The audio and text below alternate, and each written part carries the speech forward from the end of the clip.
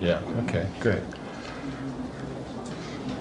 Ladies and gentlemen, I'm here tonight to bring you some revelations, so to speak. We've been asleep for many, many years, and it's time now for us to wake up. And it's time for us to wake up not in fright, not to look around and jump back from the shadows, but to come awake with our eyes open, realizing what stands in front of us and what we must do so that we can live our lives again in peace and tranquility. And we must, at all costs, guard against drifting back into the slumber that we have been in for the last 40 to 50 years, that has really created the situation that we find ourselves in today. We're going to be discussing a lot of subjects tonight, and I would like for you to hold your questions until the end, at which time I will be happy to answer them. The harder the question, the more I like it. There's no such thing as a dumb or stupid question. And while I'm imparting this information to you tonight, I want you to try to come up with questions to poke holes in it. And I'm going to answer every one of those questions, because when you leave here tonight, I don't want you to have any doubts in your mind whatsoever about the truthfulness of what you're about to hear. Because it is so important not only that you understand it and believe it, but that you act upon it so that we can do something about it.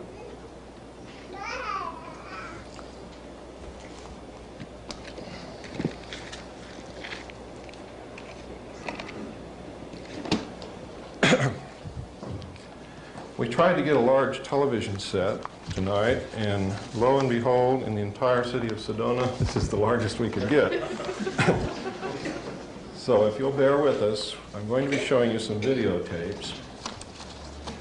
Most of them we're going to play through once, because the audio will be enough for those of you who aren't able to see it from the back.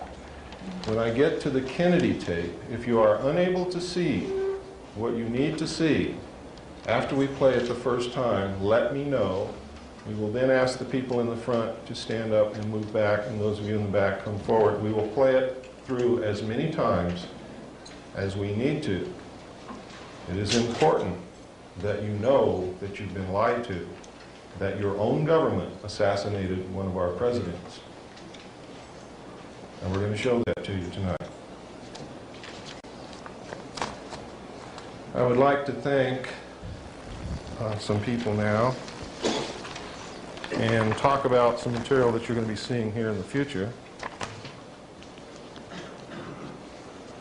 I would like to thank especially Eve Bruce, who through long-distance telephone conversations really started this rolling and was the one who put it together for you. I would like to also thank Mr. Ed DeMar, who was sort of in partnership with Eve to bring this about and did an awful lot of work on it, and who has written a book called Lese-Majesty. It's by Ed DeMar, and it covers or concerns a lot of the material that I'm going to discuss tonight, and a lot of the things that Colonel James Bo Greitz is talking about across the nation. I had read a good portion of Mr. DeMar's book this morning, and I have to tell you, it is one of the most in-depth, most well-researched, most well-referenced works of its kind that I have seen, and includes the best bibliography on this subject, which is available for all of you here tonight. You can pick up this bibliography from the table back here, and the reason we put it out for you to pick up is because most of what I'm going to tell you tonight you can find out for yourselves through your own research. Most of the information that I'm going to give you is not secret. It has been in the public domain for many years. However, we have been extremely, trying to think of a nice word for it, but I can't. The word is really negligent. Asleep. We have abdicated our role as the watchdogs of our government. Instead of reading, instead of questioning, we watch television. We believe everything that Dan Rather tells us, amongst others. He is just one. There are many, and I'm going to tell you a little bit about that later, who lie to you every night on the 6 o'clock news and the 11 o'clock news. So that we get started off on the right foot, I'd like to preface my talk with something I think you need to hear to put you in the proper frame of mind and keep you, I hope, from becoming afraid. Fear is a worse enemy than any other thing that we have to face. Ladies and gentlemen, the world needs to hear the truth. It's long overdue. The world also needs more peace, compassion, and cooperation. We already have too much fear and confusion. And too many people are feeling hopeless and victimized. What is offered here is startling information. And what we ask is that if you choose to accept it, you do so with the understanding that it would not come to our attention now if we did not have the ability to successfully respond. But successful only if we bring our highest thoughts, energies, and feelings to take positive action. We are not here to create more confusion, fear, or negative energies of any kind. And it is important that we not give in to these in ourselves, as it would only add to what the world already has. Fearing and fighting is the old way. We've tried to change the world, and the result has been that those who managed to be the victors brought the same constrictive and negative patterns back into power. We have now come to the threshold of a new understanding, that we must fight fear with confidence, hatred with love, separateness with unity, and beliefs of being a helpless victim with the acknowledgement and acceptance of the power we have to create our own lives and then the world. It can only go in that order. For if we are still creating confusion and negativity in our own experience, we can only contribute that to the world. We can change the world, but it will not be by outward action alone. To the extent we can bring truthfulness, compassion, and peace in our own lives is the exact extent to which we will bring them into the world. This does not mean that we have to sit in our rooms until we perfect our own lives, but to realize that if we see ourselves as victims, we will be victimized. If we perceive part of the world as separate, wrong, or evil, that is exactly what we will have. This story was beautifully played out in Star Wars. Luke had to gain his own inner power first by his belief in his connectedness with all things, and could only succeed in battle by not giving in to negative feelings. The problems that have arisen in our world have come as a reflection of our own collective fears, beliefs in separateness, and refusal to accept our own power and responsibility for the events in our lives. If we give in to these same feelings again, the battle will be lost before it is begun. Now I want you to bear that in mind. I want you to bear in mind that what has happened over the years, we bear a major part, or portion, of the responsibility. And it is up to us, in the abdication of others to correct the situation, to correct it. We are powerful. each and every one of us is worthy, is powerful, has great potential to change the world. If you look back through history, you will find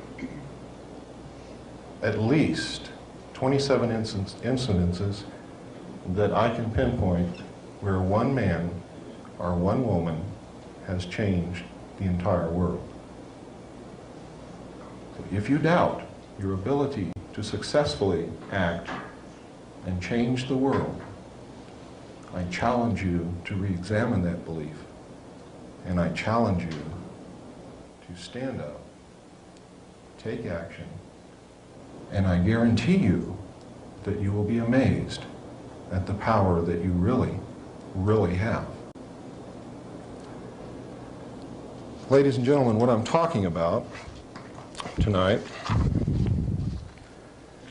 began many years ago, 250 years ago to be exact. This is not something that has happened overnight. This is not something that's going to go away overnight. But it is something that we can begin to work on, and we can make major changes before the end of this year. And before the night is over, that is going to be my challenge to you, and my commission to you is to help us bring about those changes. And I'll tell you exactly what those are.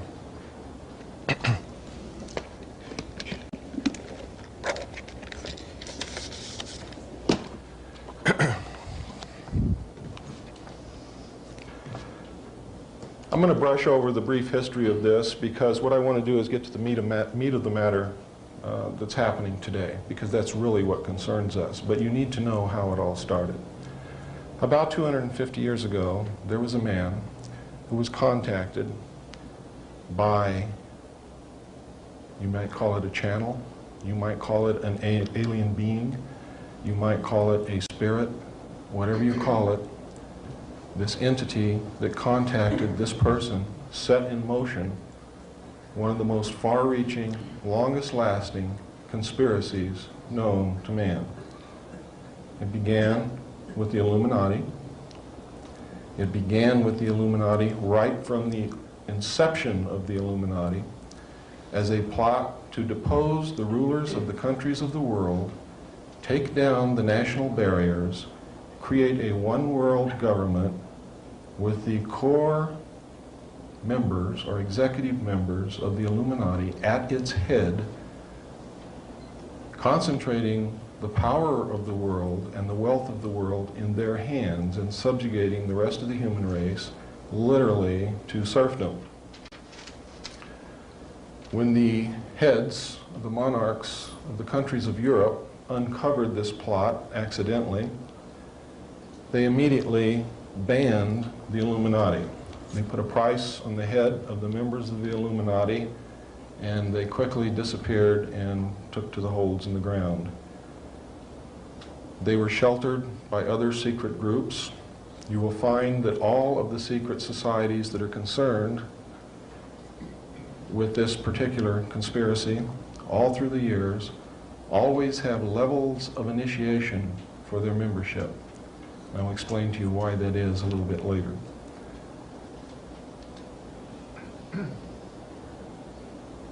This is really a European thing, but it has spread to the United States. The major controlling membership of these secret societies is a group known as the Round Table of Nine.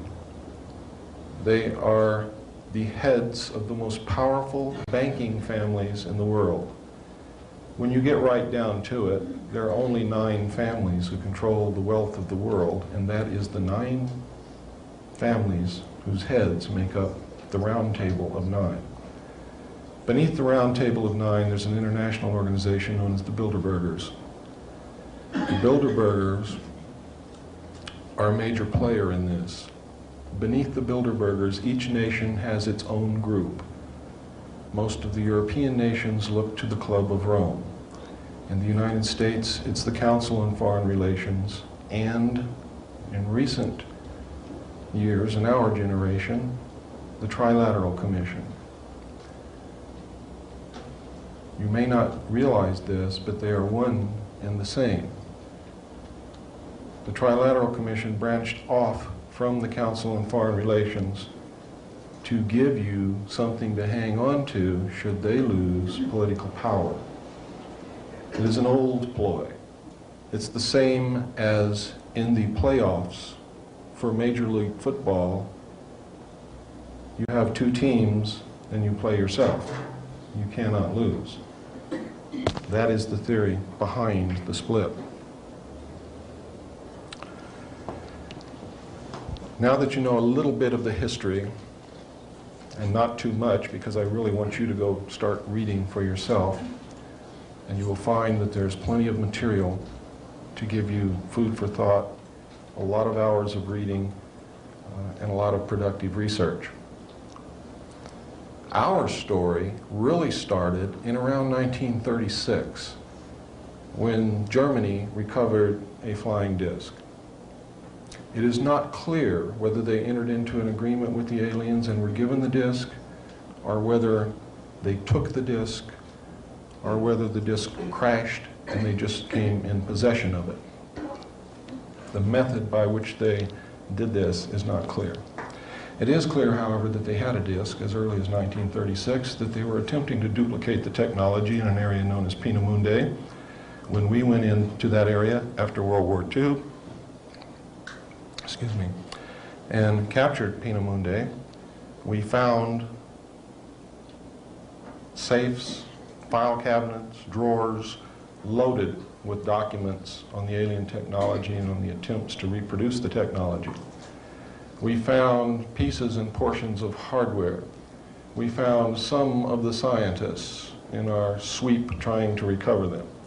Many of them, however, were captured by the Russians. Much of the hardware was also captured by the Russians, and the Russians may have captured the original disc, because we certainly didn't get it to my knowledge. Notice I say to my knowledge, because I was not privy to every scrap of information. When we found this at the close of World War II, we were extremely concerned. We didn't know what to do about it, but we immediately set the scientists about working on trying to duplicate the technology, or at least come up with it on our own. Most of it we did not have to duplicate until 1947, when, as you probably read or heard, or recently if you watched Unsolved Mysteries last Wednesday on television, you saw what was described as the Roswell incident. The Roswell incident is a true incident. It did occur. It occurred near the city of Roswell, New Mexico. And what actually happened, there was a thunderstorm. A disc was seen flying over two cities in the direction where the wreckage was found. The disc either exploded in the air or hit something in the air. But whatever happened, we know it happened in the air because debris was found in two different locations. There were large amounts of small debris scattered over a ranch that belonged to a Mr. Brazel, who was an old-time cowboy. He was a very honest man and reported it. Several miles away, there was a large, intact majority of the saucer, actually, or the disc, found on the ground with several dead alien bodies. The reason I say several is there are accounts that there were 4.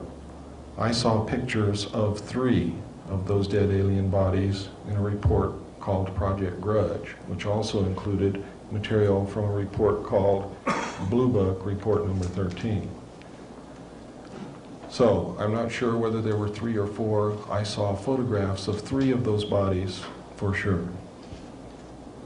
Really, it doesn't make any difference if there was 1 or 50. The important thing is that it occurred, and that there were dead alien bodies that were not of this world. The technology was not of this world. We could find nothing within that craft that we knew anything about. We could not find electrical wires, we could not find vacuum tubes, we could not find hydraulic actuators, accumulators, control valves. We didn't know what made this thing tick. Immediately, it was classified secret. It was carted away. The press was told first that they had recovered a flying saucer. Second, that no, it wasn't a flying saucer, it was a weather balloon. When the local newspaper tried to put it out on the wire service was interrupted, and a message came across the wire to the local news service stating that they were to cease transmission immediately. What they were transmitting concerned the national security. The message was from the Federal Bureau of Investigation. And this is documented. The witnesses are still alive and have so testified to this fact. What happened over the next several years, really that's the most important thing that initially happened. The second most important thing that happened, and there were other crashes in between, the second most important thing that happened is that we found 2 discs in the vicinity of Aztec, New Mexico in 1948, which contained human body parts.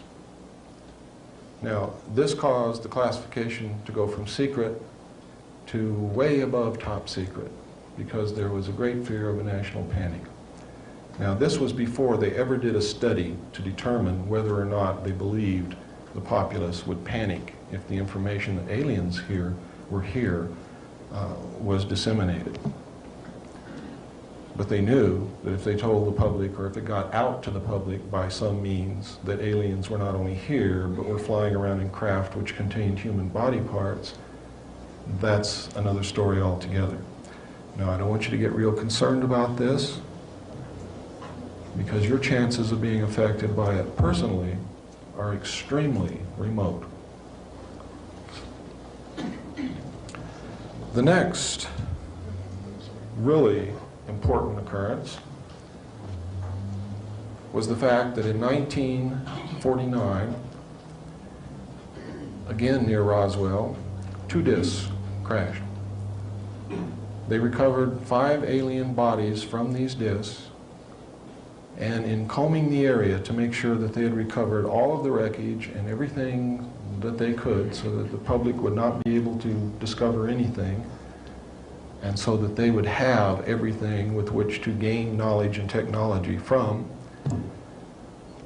they scoured the area by foot patrol, by jeep patrol, and by aircraft reconnaissance, and discovered an alien live from the crash wandering in the desert. They captured him. He was designated EB, extraterrestrial biological entity. EB was taken to Los Alamos, where he was placed in a Faraday-shielded environment because he had the ability to read the thoughts and transmit thoughts to people outside of where he was being held captive. He also had the ability, through a device that he wore around his waist, to literally walk through walls. Now, we know through our own study of science that this is not far-fetched. We know that mass, or matter, is made up of molecules which are made up of atoms, and in between these atoms there's quite a large space on that scale, and in between the molecules there is a large space on that scale also. It's much like being out in space and looking at the solar system. If the sun and each of the planets, if you were to consider them to be molecules, if you could get way down microscopically and look inside your own hand, you would see much the same thing. There are large spaces between them. They're held together by a force or an energy, which we know very little about. With the proper technology, you could literally put your hand through your other hand if you knew how to do that. The aliens apparently do, because they can not only walk through walls, but they are apparently able to abduct you from your bed in the middle of the night and lift you out through your ceiling without opening any doors, without lifting the roof, without opening any windows, and you pass right through it with no ill effects, and they can put you right back down in your bed in the same manner. Now this sounds totally insane, doesn't it? Doesn't it really? Because I have to tell you, quite frankly, when I was reading this material, and when I was studying the abductee reports, and when I first came across this, I thought it was crazy. I thought it was insane, until I realized that it was absolutely real. I want you to also bear in mind, ladies and gentlemen, that it was not too long ago, and it really wasn't too long ago, that if you mentioned to someone else that in a few years man would be flying through our own atmosphere, you would have been laughed at, ostracized, and probably kicked out of town. Then not long after that, when we did have aircraft and were carrying passengers flew through the air, if you had suggested to your neighbor that in a few years a man would be walking on the moon, you would have been laughed at, ridiculed, and maybe run out of town. Literally, when we put a man on the moon is when I realized that nothing is impossible. Nothing ever again can be impossible. The next most important thing that happened after they found E.B. came a few years later. E.B. became ill, and they tried to save him. They were unsuccessful. They didn't know how to go about it. But in an attempt to save him, and also in an attempt to gain favor with this technologically superior race, they began broadcasting out into space for help. We have one of your people here who crashed in one of your ships. We're trying to save his life. He's dying. Please help us save his life. By doing that, they hoped, number one, to make contact, number two, to make friendly contact, number three, that the aliens would see us as a benevolent people trying to help one of theirs and would not attempt to destroy us or hurt us. Because we realized that their technology was so far ahead of ours that in any military confrontation of any kind, we would have had no chance whatsoever. And basically that is still true today. What should give you good feelings is that if the aliens wanted to, they could have done anything that they wished to us many, many years ago, and they have not done that. So I see that as good.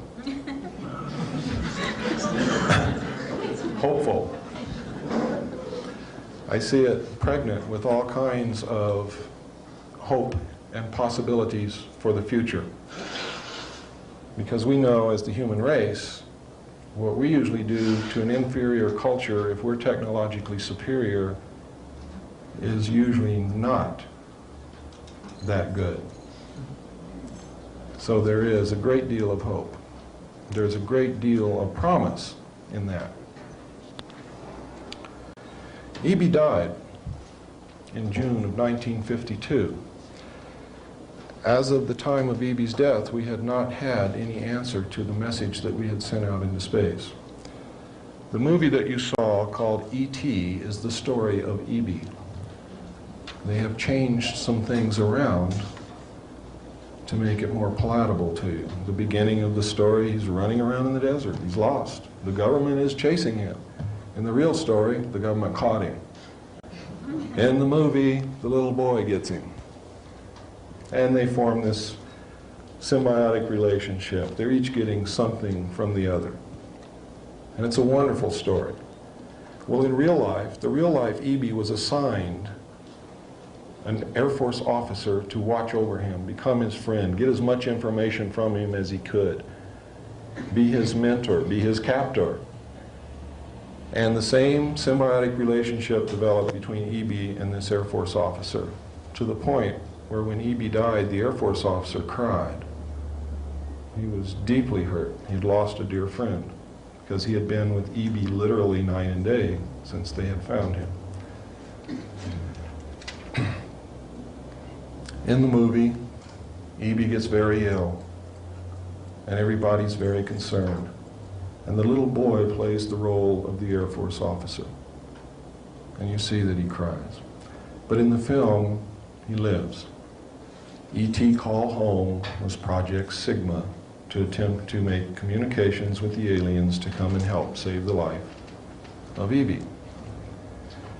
The government, ladies and gentlemen, is giving you information at an unprecedented rate every day.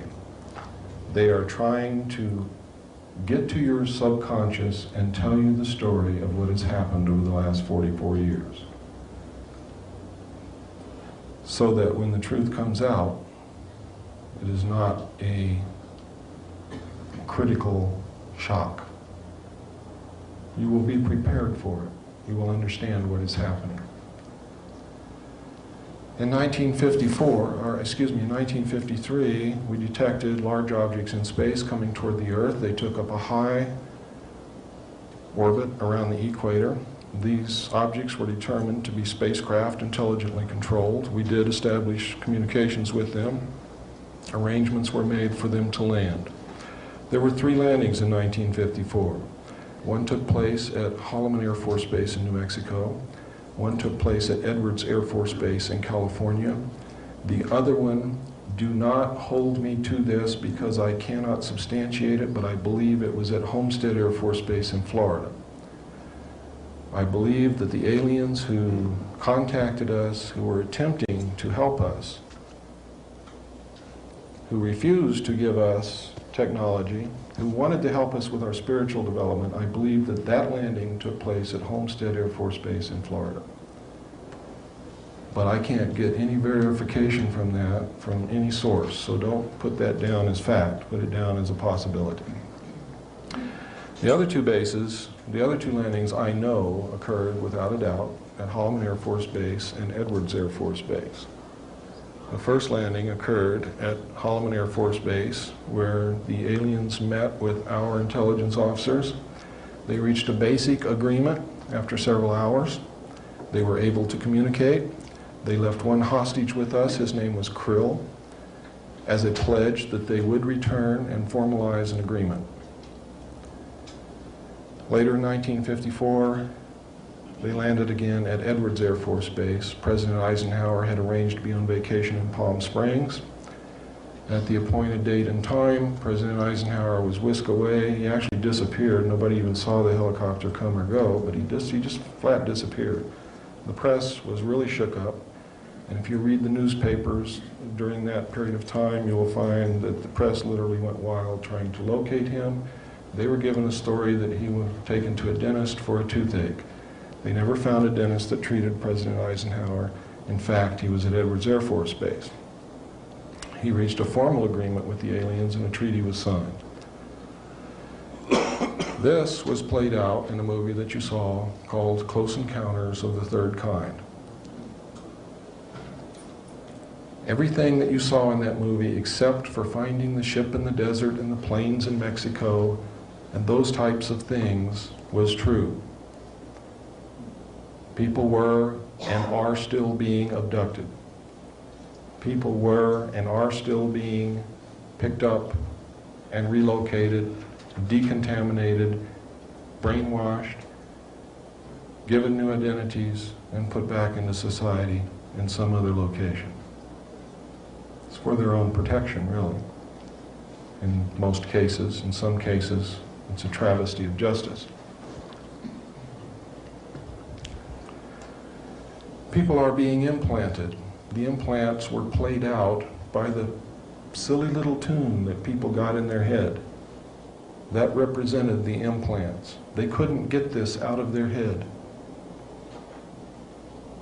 They would have a close encounter with an alien disc, and they would hear this tune, and they could never ever get rid of it. And it drove them to do some crazy things. And there are people today who are being driven to do some crazy things. I know some abductees who wake up one morning after they've had an abduction experience, and they've got to move. And they've got to move to a specific place in a specific state, and they've got to do it right now. And they don't know why. And they've never been there before. And they have no friends there. They don't even know what the place looks like, but they get all their kids, they pack up, and they leave, and they go to Sedona, Arizona.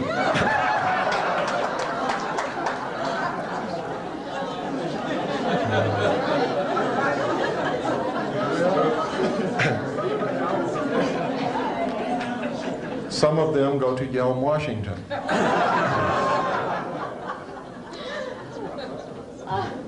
There are areas in the United States where people are being driven to. They don't know why they're going to these places, but they're going there. Usually they have been abducted. Usually they have been implanted. Well, let me take that back. I guarantee you that everyone who has been abducted has been implanted.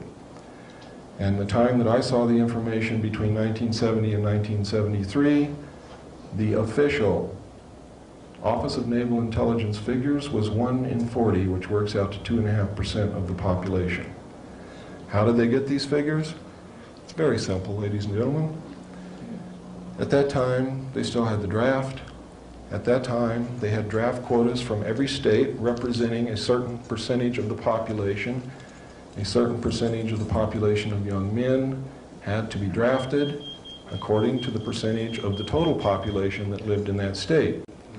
When they came in for induction into the military service, they were given an extensive medical examination, and even at that time, ladies and gentlemen, we did have magnetic resonance imaging capability, but the military did not put it out to the civilian community as yet. This was a new technique, a new development.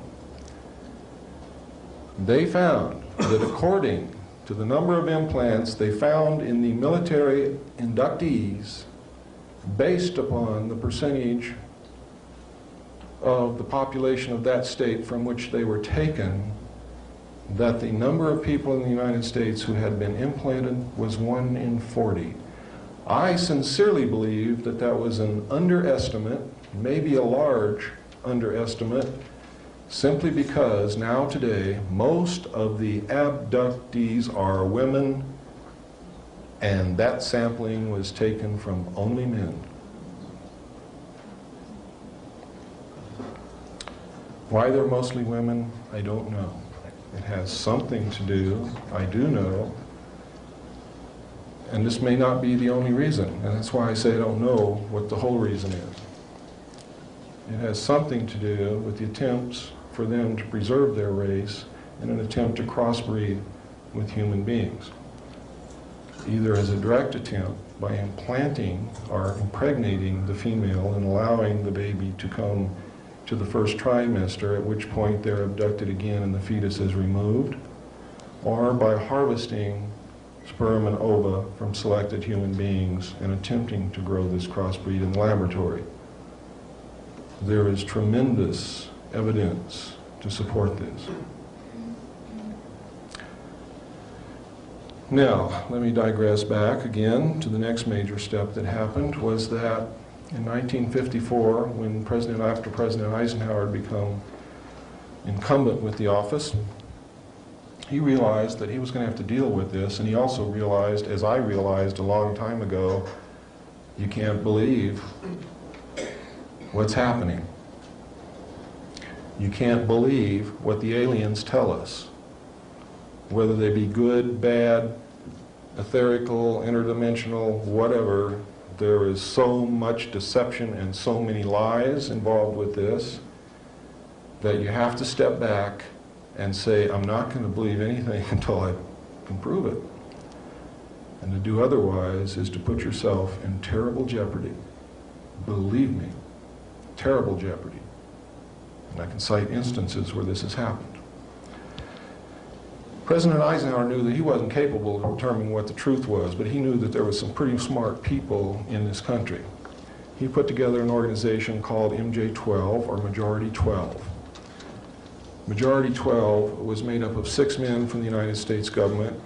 Those 6 men were Nelson Rockefeller, who represented the President, who was the Secretary of State, the Secretary of Defense, the director of the CIA, the director of the FBI, and the chairman of the Joint Chiefs of Staff. The balance of MJ-12 was made up of the Executive Committee of the Council on Foreign Relations. Now, it is extremely significant that you understand that the first 6 members from the government, along with President Eisenhower, were also members and longtime members of the Council on Foreign Relations. They believed in that organization. They believed in its goals, which was one world government. Now, secretly, this was known as Majority 12. It was called MJ-12 in correspondence. When they addressed correspondence to each other, they did not address it to MJ1 to MJ6. It was J1 to J6, because secretly they were known as the Jason Scholars amongst themselves. Publicly, they were known as the Committee on the Clear and Present Danger, and to my knowledge may still be known as the Committee on the Present Danger.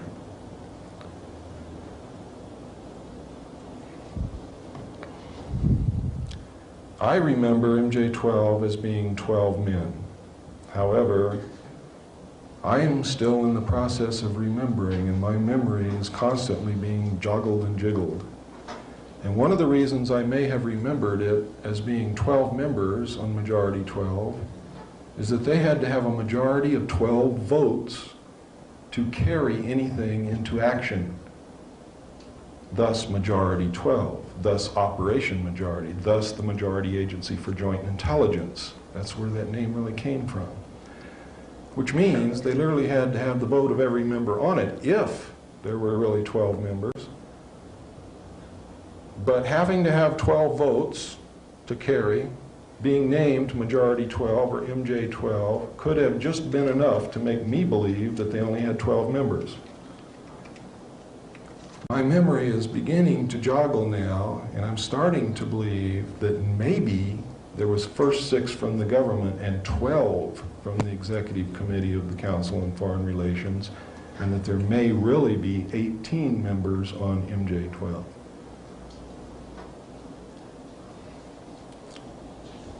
Whenever I believe that a correction needs to be made, first, I wasn't going to do this. But that's wrong not to do that. It's wrong to stick to your guns because you don't want to change anything. That's silly. Because, ladies and gentlemen, it doesn't make any difference if there's 1 member, if there's 12 members, or if there's 18 members. What makes a difference is that Majority 12 exists, MJ-12 exists. These men were all members of the Council on Foreign Relations, and they are the secret government. That's what really counts. Now, I'm telling you this tonight, there may be a discrepancy in the number of members because I haven't confirmed it yet. But I know that there were at least 12. Everything else that I've told you about them is absolutely true. But there may just possibly have been as many as 18. When President Eisenhower put this group together,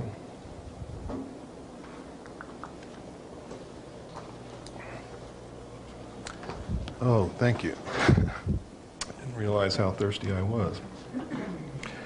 When he put this group together, this group, and President Eisenhower may have done this intentionally, but there's no reason to believe that he did, because there's nothing to tell us that he did. But having been a member of the Council on Foreign Relations, he may have done this intentionally. These people saw this as the opportunity that they had been looking for all of their history. It was the opportunity finally to control one of the major superpowers of the world behind the scenes. Because who gets knocked off when things go wrong? The person standing out in front, right? The people behind the scenes just chuckle and laugh and say, they got the wrong guy, and they put another one right up there for you to knock off. If you're even smart enough to knock somebody off, which we haven't been. The only ones that have been knocked off, they did the knocking off. Through a whole bunch of secret executive orders and NSC memos, which are in fact executive orders, they reached the habit actually of using NSC memos in place of presidential executive orders to prevent the government from falling should the public find out what was really going on. It was to save the presidency. What started out as a means to save the presidency resulted in a means to prevent the president from knowing the truth. Up until President Bush, President Eisenhower was the last president who knew the entire truth. And when he left office, he could see what was happening. He was a very intelligent man. He could not have been the overall commander of all Allied forces in Europe with 5 stars and then reached the office of president if he had been a dummy. He was not Dan Quayle, I can guarantee you. He knew what was happening, and he attempted to warn us when he left office. He told us quite bluntly and in no uncertain terms to beware of the military-industrial complex. And who is the military-industrial complex? It is the members of the Council on Foreign Relations, and since the inception of the Trilateral Commission as well. The Council on Foreign Relations and the Trilateral Commission control the board of directors, the majority of the stock, and usually the president and CEO of all the major corporations in the United States of America, including the news media, the major publishing interests, etc., etc., etc. Usually the president and CEO is a member of the Council on Foreign Relations and are the Trilateral Commissions. Many of them have dual membership. The Board of Directors is always controlled. Council on Foreign Relations and Trilateral Commission members own the majority of the stock. Nelson Rockefeller and David Rockefeller and the Rockefeller Foundation and the Ford Foundation and the Carnegie Foundation, which, by the way, the Rockefeller family owns the Ford Foundation and the Carnegie Foundation, believe it or not, own the majority of the stock in the major corporations in the United States of America. They own the majority of the American-held stock of the Federal Reserve, but the majority of the stock of the Federal Reserve is owned by the European bankers. America has been sold right out from under our noses. It doesn't belong to us anymore. It belongs to a secret government, a secret worldwide government, which pulls the strings, which says, we want this to happen here, and it does. We want this to happen here, and it does, invariably. These men are playing a game of chess on a level that we have never imagined. They're playing chess with the world. And we don't know how to do that. We can't even conceive of that. So let's not be concerned with the world. Let's just be concerned with our country, because they cannot succeed with the world if they cannot succeed with the United States. And with your help, they will not. Where do the aliens fit into this? I've told you the most important incidents that have happened. Everything else is really trivial. I've told you about the abductions, the implants. I've told you about the mutilations, the body parts being found on the craft. I've told you about the agreement. I've told you that they're here. I've told you that we have their technology. Those are the important things. Whether they're at Area 51 or at Tonopah or down in Alabama, doesn't make any difference. They're here. The invasion is over. It's all over. Don't look for an invasion from space. It has already occurred and it's over with.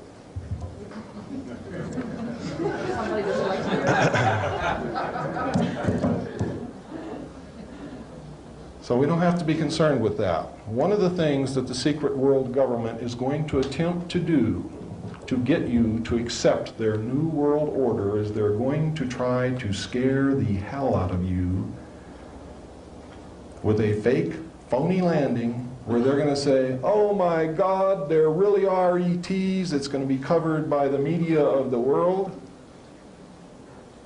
And they're going to say, we're going to be invaded from outer space. We have to band together as humanity to save the planet. And most people are going to say, yeah, yeah, let's do it. One world. Imagine all the people. Imagine nothing worth fighting for. Imagine no religion. Imagine living only for today.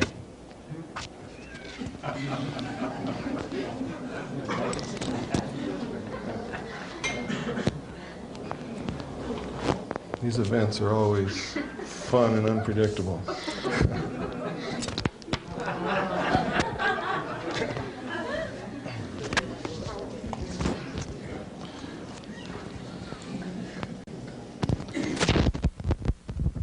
I'll tell you what, it's time, let's take about a 5-minute break.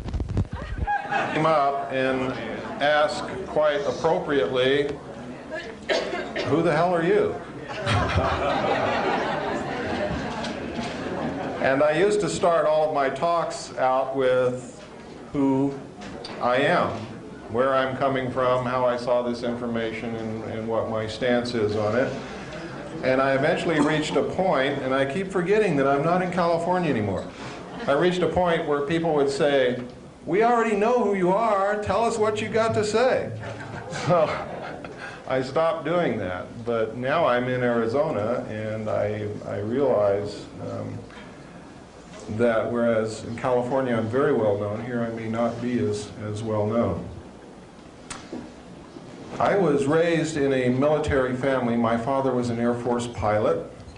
He is a retired Air Force colonel at this moment. When I was a child, I heard stories about Foo Fighters and crash discs and things not of this world and strange sights up in the sky, and saw pictures that pilots took simply because I was the son of a pilot. Not because anybody was taking the time to show me. I just happened to be there when these things were discussed and when these pictures were shown and passed around. And usually was underfoot and eventually was kicked out and exiled to the back bedroom or the backyard. Eventually, though, I grew up and left home, went into the Air Force. I was assigned to the Strategic Air Command as an aircraft and missile hydraulic technician, which means that I worked on the hydraulics and the pneumatic systems, or high-pressure air systems of aircraft and missiles for the Strategic Air Command. I worked with B-52 bombers, KC-135 aircraft, which is the same as a 707, only it's for refueling other aircraft and carries fuel instead of passengers. I worked on B-58 bombers. I worked on Minuteman missiles. During the time, both when I was in school learning my trade in the Air Force and the time that I was on the job, I met people who had taken part in crash disk recoveries. And usually at the Airmen's Club or in some bar downtown or someplace, because I was a young man then, and that's where you could usually find me, with a beer in my hand looking for a girl. And if there wasn't a girl around, we lied to each other a lot. And generally, these stories I thought to be a lie until later years when I realized that these guys had been telling me the truth, and I could kick myself in the head because I had not written it down. I had not pressed them for more information at a time when they were willing to talk to me for some reason or other. When I left the Air Force, I went into the Navy. And really, I'd planned to just skip from service to service. I was a pretty crazy young kid. I was gung-ho. I was raised on John Wayne movies and Sergeant Rock comic books. I came from a military family. My whole family was in the military service. Uncles, grandfathers, brother, everybody. We were service people. We were government people. We were patriots. We cared. We believed that the best thing that a man or a woman could do was to serve their country. When I went in the Navy, I volunteered for submarines because that was the weirdest thing you could do. And I was pretty weird. And I thought it would be neat to sleep underwater. So I did. While I was on submarines, being junior in the Navy, real junior, I had to stand lookout watches. Lookouts are well-trained professional observers. They are not just someone that they grab out of the galley and stick it there with a pair of binoculars. You are well trained because before you yell to the officer of the deck that you got to shoot at something coming at you off the port beam, you got to know that that's really the enemy and not the admiral coming out for a visit. And that's really the main reason for it.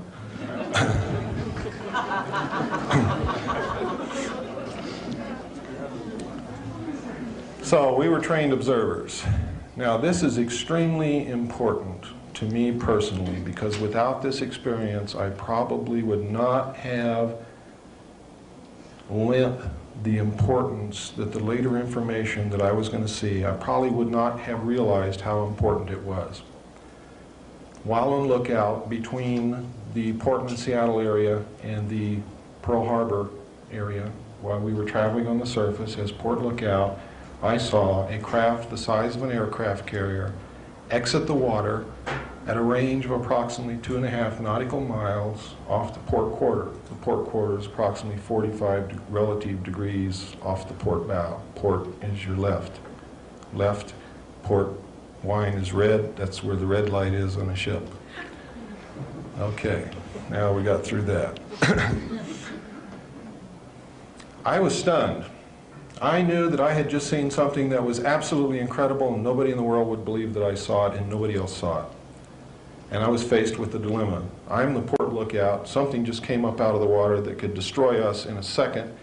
It was a machine. It was intelligently guided. I knew this. It was as big as an aircraft carrier. It was the most important, earth-shattering thing that had ever happened to me in my life. Because I saw it, I realized what it was. I knew I wasn't dreaming. There was nobody around who could be manipulating me in any way, shape, or form. And it was my responsibility to report this. Are you kidding? I'm going to tell the man who writes my performance report that I just saw this thing come out of the water? You got to be nuts. But I had a responsibility to the safety of the ship, the boat, which we call submarines, boats, not ships, to the boat and to the crew. So I had to devise a method to report this. And what I did was I told the officer of the deck, Ensign Ball, I said, Ensign Ball, I saw something about 2.5 nautical miles off the port quarter, but it just flashed and I don't know what it was. Could you please help me scour that area to see if we can find it again? Now, I didn't really believe that this thing was going to show up again at all.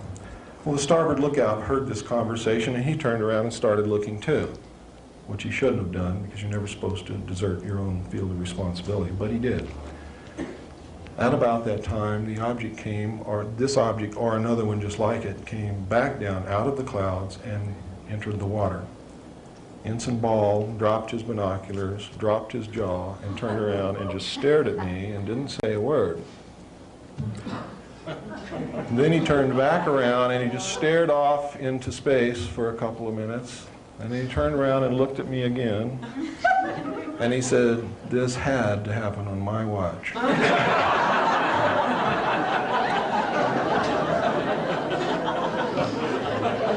He then called the captain to the bridge, which on any naval vessel means that there is an emergency in progress. You do not call the captain to the bridge unless there is an emergency situation, unless his presence is needed.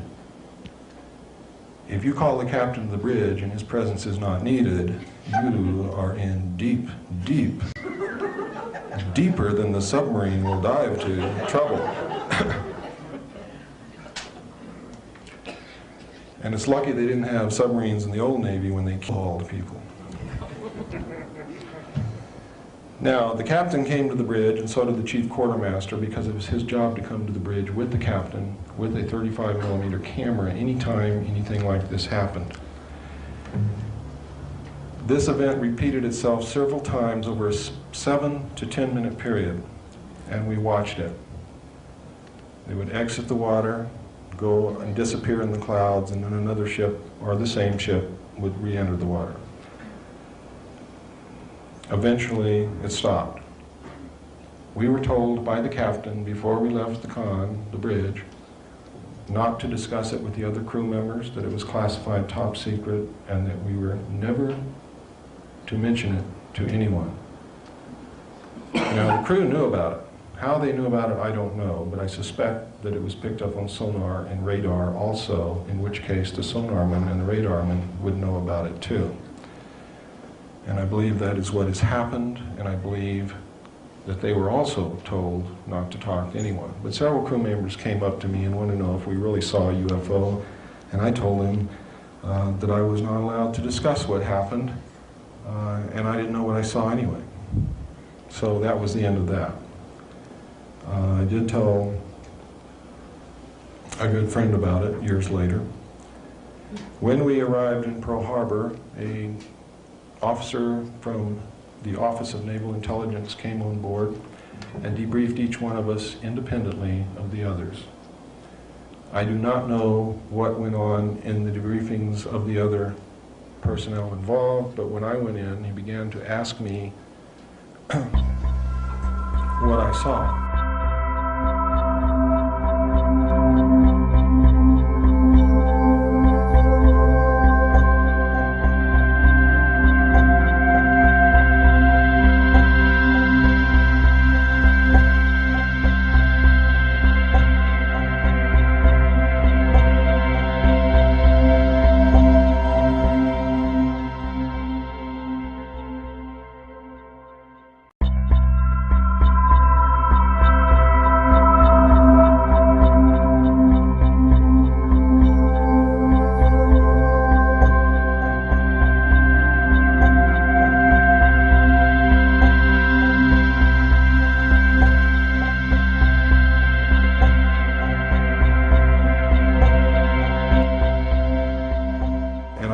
Saw anyway. So that was the end of that. I did tell a good friend about it years later. When we arrived in Pearl Harbor, an officer from the Office of Naval Intelligence came on board and debriefed each one of us independently of the others. I do not know what went on in the debriefings of the other personnel involved, but when I went in, he began to ask me what I saw. When I began to describe to him what I saw, he became very upset, even enraged. And having come from a military family, having a father who was an Air Force pilot and an officer, having served 4 years in the Air Force, I knew what this man wanted to hear. It was obvious to me. So I told him what he wanted to hear so that I didn't have to go through with what I knew I would have to go through if I told him anything else. So I told him, "Sir, I did not see anything. I don't know what you're talking about." And he said, "That's the spirit." I had to sign a security oath. I was dismissed, told that I was a good sailor, had a good future with the Navy, and I left. On the way out, Seaman DiGirolamo was braced up against the bulkhead in the passageway, and I whispered to him, "Tell him you didn't see anything." And I don't know whether he did or not, because we never talked about it again amongst ourselves. Several years later, I was trained again. Well, in between this, I struck, or striking is what you call trying out for a certain particular job. I was striking for quartermaster, which is navigation. It's where you navigate whatever ship or vessel you're on. I made it, was promoted to third-class quartermaster. Eventually was promoted to second-class quartermaster. I was then trained by Naval Intelligence in my secondary NEC, which is 9545, which is internal security. I was then sent to Vietnam, where I was given a multi-million-dollar patrol boat. I was given 5 other lives to take care of and mother and be a friend to and be a daddy to and everything else, and was given a river and everybody that lived on both sides of that river and said, Bill, go out and kick their butts. And while you're out there, try to collect as much intelligence as you can, try to learn as much as you can from the local people, try to make friends with them, keep the river safe and secure, etc., etc., etc. While I was there, I learned that there was much UFO activity in Vietnam, an awful lot of UFO activity. They were called in official reports helicopters, enemy helicopters. Well, anyone who knows anything about Vietnam, if you look in documents released about Vietnam under the Freedom of Information Act, you will find many reports of any enemy helicopters attacking our troops, attacking the enemy's troops, taking villagers away from their villages. The truth is, ladies and gentlemen, North Vietnam had no helicopters, period. It was really UFO activity. When I came back to the United States, I was assigned to the Commander-in-Chief of the United States Pacific Fleet and was specifically assigned to the intelligence briefing team for Admiral Bernard Clary, who at that time was the Commander-in-Chief of the United States Pacific Fleet. While serving in this official capacity, I had occasion to prepare briefings on flaps. You know what a flap is? I mean, something's happening right now, and it's very important, and everybody's concerned about it, and all the admirals are in the command center, and they want to know what the hell is going on, and they want up-to-date information, and they want the plots correct, and they want to know who's over here, and what's the closest ship, and how fast can we get a United States Marine unit there. That's what you call a flap. In other words, everybody's throwing it all in the fan, and it's all coming out on me and the other people who were with me. It was our job to provide this information on a 24-hour basis. And specifically every day, we would come in very early in the morning, about 4 a.m., and we would prepare a briefing which took place at between 8 and 9 o'clock whenever the Admiral was ready, because we didn't tell him when to be there. He told us when he was there, and when he was there, we had to be ready. Between 8 and 9 o'clock, usually, we would present a briefing to the Admiral and his chiefs of staff. Now, you have to remember that this man had reason to know what was going on in half of the world, because he's literally responsible for the Pacific Ocean and the Indian Ocean and everything in between, including the land masses. In case of a nuclear attack or nuclear war or any kind of a war, it is the United States Navy that will deal the primary blow to the enemy, will deliver the war to the enemy first, and will usually carry it through to the end. And that is the truth. So he had the need to know everything that happened in that part of the world.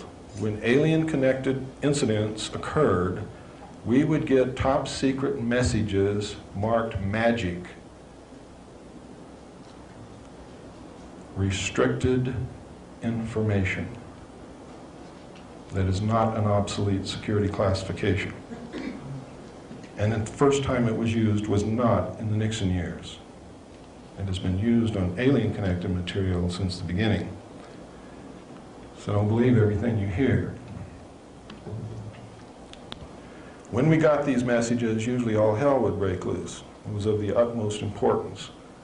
When we were briefing officers who were new in the position that they had the need to know regarding this flaps, we sometimes had to brief them on the history that led up to this incident.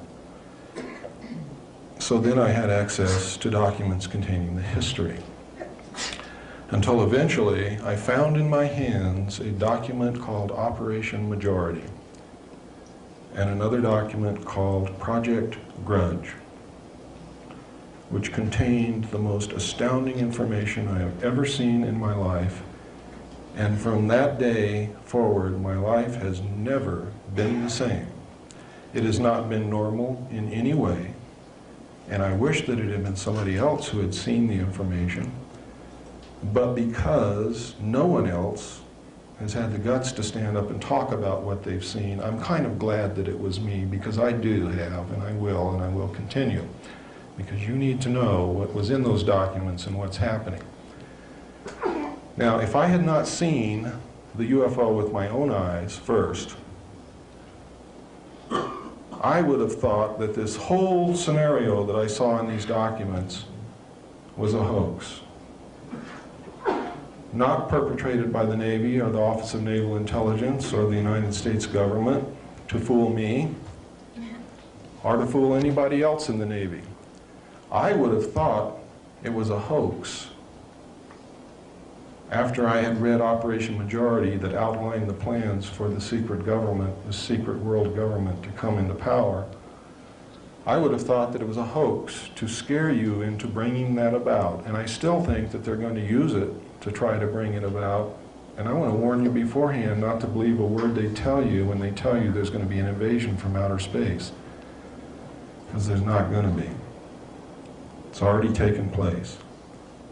Because I saw what I saw on board that submarine, and because of the research that I've conducted since then, I know that it's real. It's not a hoax. It's not something to propel this world government into position. It's real. There's aliens here. They're just as real as you and I. And I'm here to tell you about it. And there are other people talking about it, and there have been throughout the history of this thing, only, especially in the early years, anybody who tried to talk were killed, were sent to mental institutions, just flat disappeared and they never knew what happened to them. Or all of a sudden, Joe Blow was working in a garage and now he's got a nice job in the government, making 3 times what he was making in that garage, and he doesn't talk to you anymore. Those things were commonplace. They have still been commonplace up to the present time, except in recent years, people are starting to learn how to prevent it from happening. And one of the ways is you get squarely in front of the public and you stay there. Because I'm going to tell you this right now, and you can bank on it. You watch me every day of my life. If anything happens to me, you don't have to do any more research. You know damn well everything I'm telling you is true. And they don't want you to know that. So they're not going to touch me unless they can make it look like an accident where you will believe that it's an accident. And I'm telling you right now, they know how to make people die of heart attacks, strokes, brain hemorrhages. They know how to make people fall down the stairs. They know how to make people commit suicide, or at least look like they committed suicide. And if you don't believe that, look at what happened to the 20 material witnesses who were close enough to the car to see William Greer shoot President Kennedy within 2 years of the time it happened. They're all dead. The odds of them all being dead is something like 300,000 trillion to 1. Some of them apparently, I say apparently because that word means that's what it looks like, committed suicide. One died of a karate chop to the neck. Several of them had heart attacks, etc., etc., etc. One man hung himself. They were all murdered. All of them. They were murdered by the Central Intelligence Agency. William Greer was the assassin who killed President Kennedy. He was a Secret Service agent. I'm going to show you the film here shortly. Many of you wonder, well, if that's really true, how come Jackie Kennedy never said anything?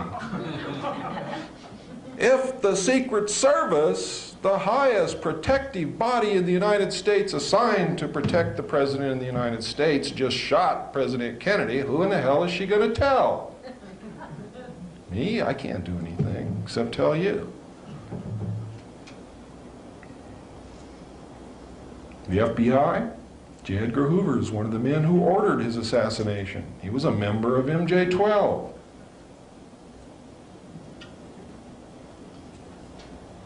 Beginning to see the picture? The picture's not a pretty one. What has happened is these men who throughout history have been trying to figure out how they can control the world, all of a sudden discovered how they could do it. In 1952, President Truman, together with the heads of state of the European nations and the Soviet Union, formed what is known as the Bilderbergers to coordinate the international efforts to protect the world from an invasion from outer space should these aliens turn out to have that as their ultimate goal. The Bilderbergers, as MJ-12 did, soon learned how to wrest power behind the scenes and use the world banking families to manipulate and leverage these nations so that they are really in control of the world, and they are headed by the 9 heads of the families that own most of the wealth of the world, known as the Round Table of 9. Under them, each nation has a group of men secretly controlling that nation. And I don't mean every nation in the world, I mean the nations that count, the hard currency nations, have an organization which is a sister organization to MJ-12 within that country's respective government. How does this work, you say? How can a secret organization such as MJ-12 control the government? It's very simple, ladies and gentlemen. If you will remember that President Eisenhower formed this secret group in 1954. He was the last president who knew everything. They began in 1954 to issue secret executive orders in the form of NSC memos to wrest power away from the president and effectively isolate the president. They took the power to appoint appointees in the government away from the president. And if the president wants to appoint someone whom they don't want him to appoint, they have a way of embarrassing the president to get him back into line, or getting rid of him altogether, or making sure that he doesn't get elected if he's not willing to play the game. The result has been, ladies and gentlemen, that today every major member of the United States government is a member of the Council on Foreign Relations and the Trilateral Commission, or the Trilateral Commission, but usually the Council on Foreign Relations and the Trilateral Commission. They usually have dual membership.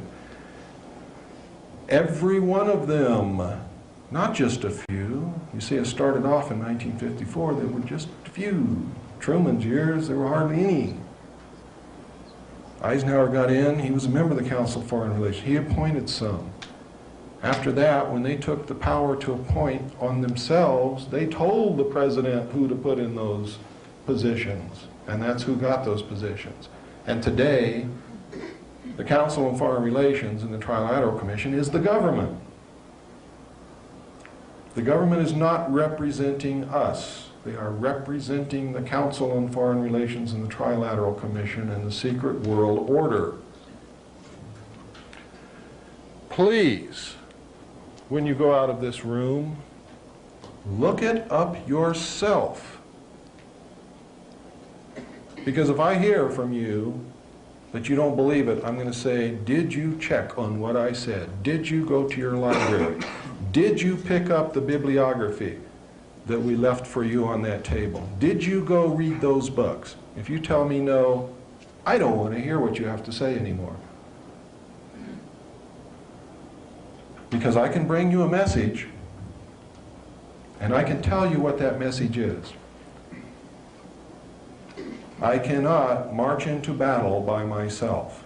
I will be literally creamed. You must be beside me as I march. As Colonel Bo Greitz marches, as John Lear marches, as Bill English marches, as any of the other true patriots in this country are marching to try to clean up our government. Because we can't even begin to deal with an alien force because we don't have the power to make treaties. We don't have the power to make agreements. We don't even have the power to sit down and hold a discussion. We do have the power to get rid of the ones who are not representing us and put people in who are representing us and demand that the crooks be prosecuted and get thrown in jail. We have the power to clean up our government, so then our government can represent us, and then we can deal with an alien question. So what I'm telling you tonight is forget about the aliens, because you cannot hope to deal with them until we clean up our government. Once we clean up our government, then we can deal with the other problems. Until then, we cannot. Because you can't make a treaty for me. And you can't make a treaty for her. And I can't make a treaty for any of you. It takes our government to do that. Now, I want you to understand, I do not and never have advocated the overthrow of the United States government. I advocate the restoration of the United States government to its legal and proper place as our founding fathers laid out for us to follow. I advocate and will march and defend to the death the restoration of the Constitution of the United States of America. Because the Constitution of the United States of America, ladies and gentlemen, is the United States of America. We are not the United States of America. The state of Arizona and the state of Mexico, or New Mexico, is not the United States of America. All of the states and all the people together are not the United States of America. The United States of America is and only is the Constitution of the United States of America. That document is the only thing that keeps you free.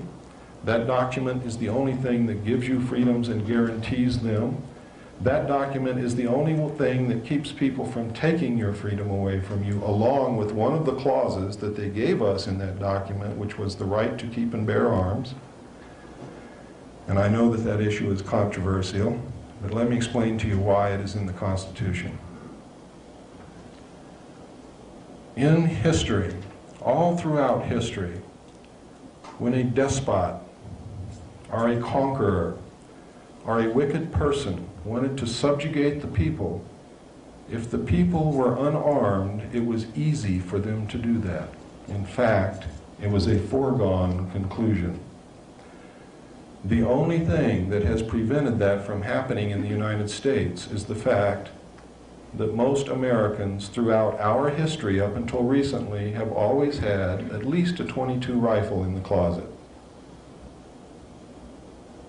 And no one could ever successfully march against an armed population which believed in themselves. We've lost a belief in ourselves. We've lost an understanding of the Constitution. We've lost the meaning behind it. We don't understand what our country is. We don't understand what keeps us free. And the secret government is manipulating you daily into begging them to take away your freedoms. And some of you here in this room have been begging them to take away your freedoms. You've been asking them to take away your right to keep and bear arms, which is the only thing that keeps them from destroying the Constitution, declaring martial law, and forming this world order right now. The only thing preventing that is the guns in our closets. That's all, because they would have done it years ago if it had not been for that. Many of you right now in this room have been screaming for the government to take away some of our freedoms in order to get the drugs off the streets. You've been saying, I'm willing to give up some of my freedom to get rid of this terrible plague. Let me tell you, ladies and gentlemen, it is your government who imports those drugs and who is selling those drugs to your children, and has been from the very beginning. And the only ones that they ever catch or allow to be caught are those who are in competition with them.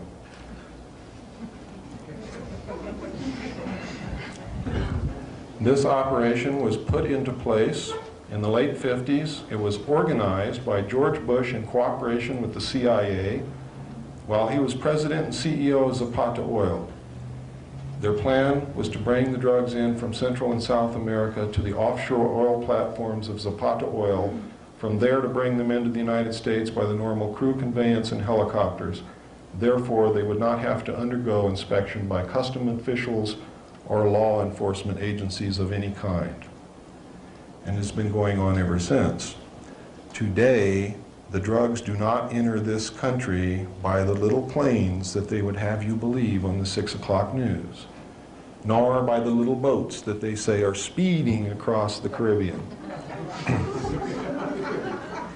The Coast Guard, ladies and gentlemen, and the United States Navy are not inept. Every aircraft that approaches the borders of this country from any direction is monitored minute by minute by the North American Air Defense Command.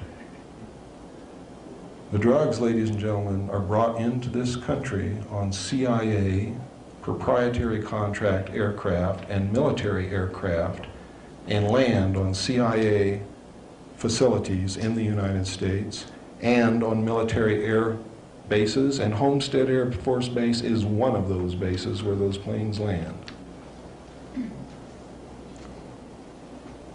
Recently, Colonel James Greitz, in the last few years, went to the Golden Triangle area to try to bring back American prisoners of war who we know are still being held. We've always known it. The government has known it. They have misused the Office of Prisoner of War Accountability to transact these drug deals. So they don't want the prisoners of war to come home. Well, we didn't know that until Bo Greitz went over there and talked to a gentleman by the name of General Kunsa, who is the drug overlord of the Golden Triangle. I've talked extensively with Colonel Greitz about this. I have all of his information. And coupled with mine, it paints a very bad picture. General Kunsa says that every year, government agents, high-level government agents, are purchasing 800 tons of pure heroin and shipping it into this country from him. He wants to stop it. He is willing to stop it. He wants us to give him a crop substitution program so that his people do not have to raise poppies and process heroin in order to survive. He wants to become a recognized, real nation rather than an illegal group of bandits living in the jungle. And George Bush and the United States government says there is no interest in doing that here. He's willing to stop 800 tons of pure heroin from coming into this country every year, and George Bush says, we're not interested in doing that here. Furthermore, we're not interested in hearing who these government officials are that he says he's selling these drugs to. Furthermore, Colonel Bo Greitz, if you don't shut your mouth, we're going to lock you up in a federal prison and you're never going to get out. And they tried. You see, it was the United States government that sent Bo Greitz to Southeast Asia to bring prisoners of war back. Colonel Bo Greitz is the most decorated man to come out of Vietnam and one of the most decorated heroes that this country has ever had. They sent him in there because of that, and they gave him a lot of press. And every time he went in, they warned the enemy beforehand, usually by Radio Free America, in their own language, warned them by name who was coming, how they were coming, what route they were going to take, so that they would not be successful. But it made the administration look good because they were sending somebody over there to do it. But every time he went, he had to use a phony passport that the Department of Defense gave him to use to accomplish his mission. So I'm going to show you a short tape right now. I want you to pay a lot of attention to this, please.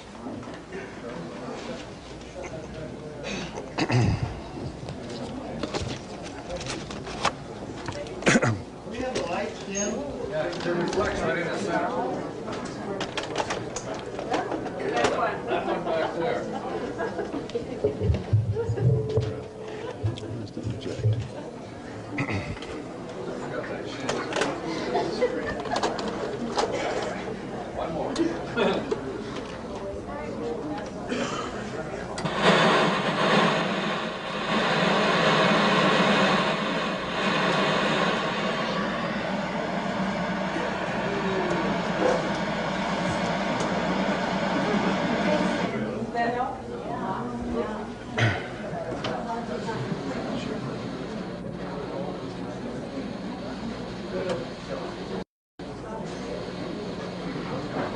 April 18, 1989, what many Americans regard as the most important trial in the United States began with little fanfare in Las Vegas, Nevada federal court. Although it was well covered by the local media, in stark contrast to the Oliver North trial, the national print and broadcast media were conspicuously absent. It was almost as if an invisible dome had descended over Las Vegas to prevent any satellite uplink from reaching the rest of the nation. For nearly 2 years, Lieutenant Colonel James Bo Grites had been under indictment for misuse of a passport. The charge had been leveled at Grites as a result of a trip he made to Burma in 1986. U.S. government prosecutors have contended that Grites lacked official sanction for his activities in Southeast Asia in pursuit of American POWs and missing in action. Grites, one of the most highly decorated Green Beret commanders of the Vietnam era, has countered that he has been so charged in order to shut him up about his discovery in the Golden Triangle headquarters of General Kun Sa that high-level U.S. officials and intelligence operatives have been actively involved in massive drug smuggling for over 20 years. And the finance support was controlled given by Richard Armitage, who federal who stayed in Vietnam at the time. And after the Vietnam War, Richard Armitage was a prominent narcotic personnel, prominent trafficker in Bangkok. Yeah, after the Vietnam War. Countless attempts to place this evidence before Congress and the national media have been met with responses ranging from polite rebuffs to outright refusal. Repeatedly during the course of preparation for the trial, the 3 successive U.S. attorneys prosecuting the case stated that they would drop the charge if any evidence of official sanction for his travel had been presented. Although Grites had offered testimony from several witnesses, including U.S. officials, verifying this, the judge attempted to exclude such testimony in preliminary hearings, even to the extent of issuing a gag order. To most knowledgeable observers of the case, it had become very clear by the start of the trial that this was indeed an official effort directed at the highest levels of the U.S. government to railroad Grites. We think that Bo Grites is right, and that these charges against him are unjust. He's a great American hero. The government says this case isn't about politics or foreign policy, but Grites and his attorneys are trying to prove otherwise. I'm glad to get some facts before the public. It's not me on trial here. It's the government and their drug smuggling, and it's the prisoner of war issue. And it's been me who's been wanting to get this thing over with. During opening arguments, Grites' attorney, Lamont Mills, told the jury he won't dispute the government's charges. Mills admits Grites did use a false passport when he returned to the country in late 1986, but he says the real story is why he did it. Grites maintains the government sent him to Southeast Asia on a mission to find POWs, but the White House and the Pentagon deny any involvement. I wanted to go to trial because this story needs to be told. I felt through a jury trial, a public trial, that the plight of the prisoners of war might be focused upon, and government involvement in drug smuggling to promote covert operations that Congress will not approve of should be focused upon. The U.S. attorney says the case is not about politics, but about the simple misuse of a passport. Hey, look, I got better things to do than prosecute beer can commandos, I can promise you that. What's your reaction to the government calling you a beer can commando?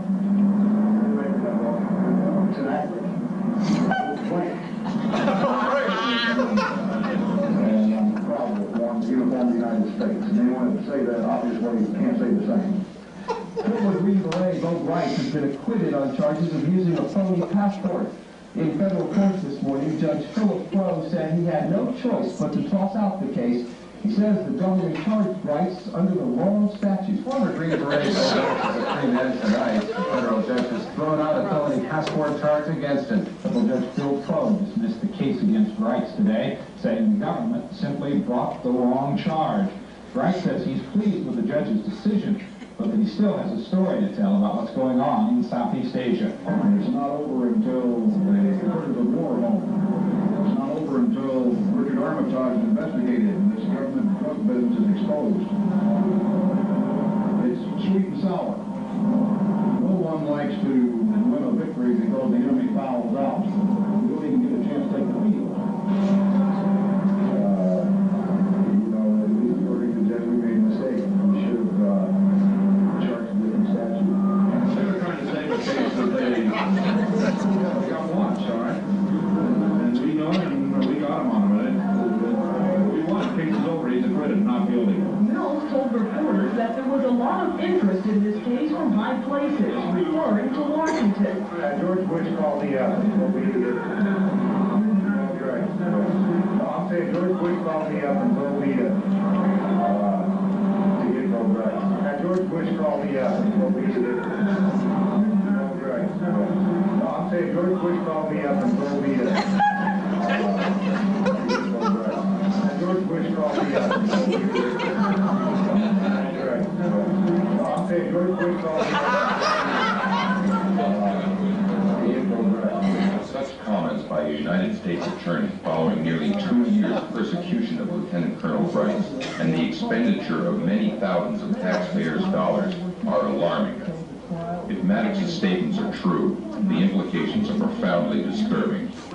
As the Iran-Contra scandal continues to unravel, revealing President Bush as more than a willing participant in numerous illegal activities, his direct interference in this case would seem to be a distinct possibility.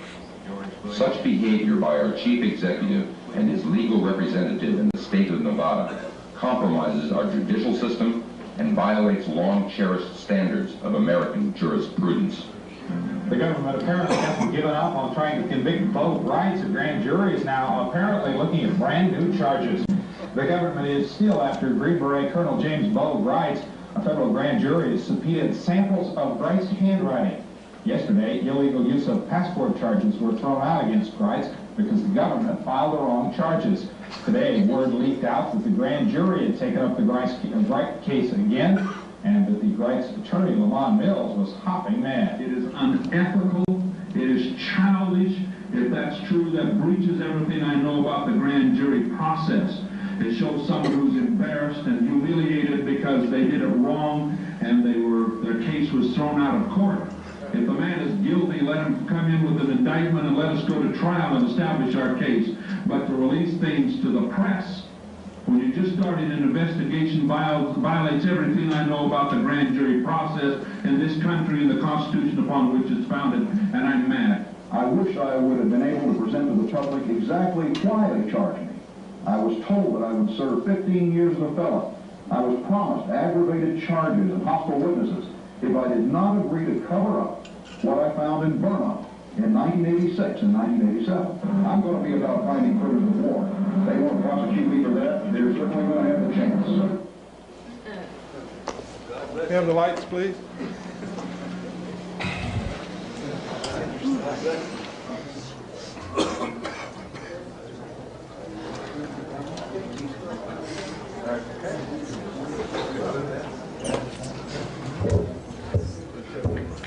I think I missed some. What was it the federal prosecutor said on the courthouse steps?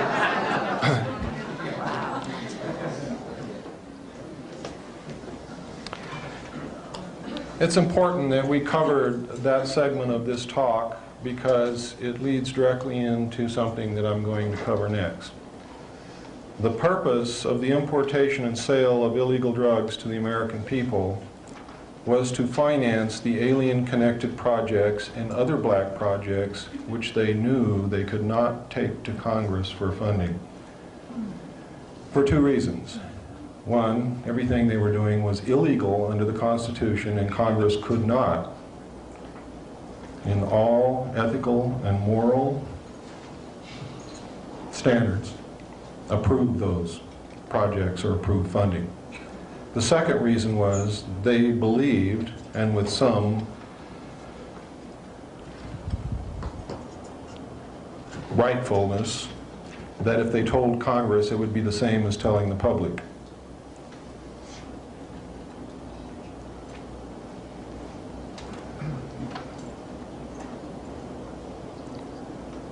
What happened next, a few years later, is of profound significance. It is one of the most heinous crimes that this secret government has ever committed, and ranks, in my estimation, right alongside the sale of drugs to our children. And that is the assassination of the President of the United States.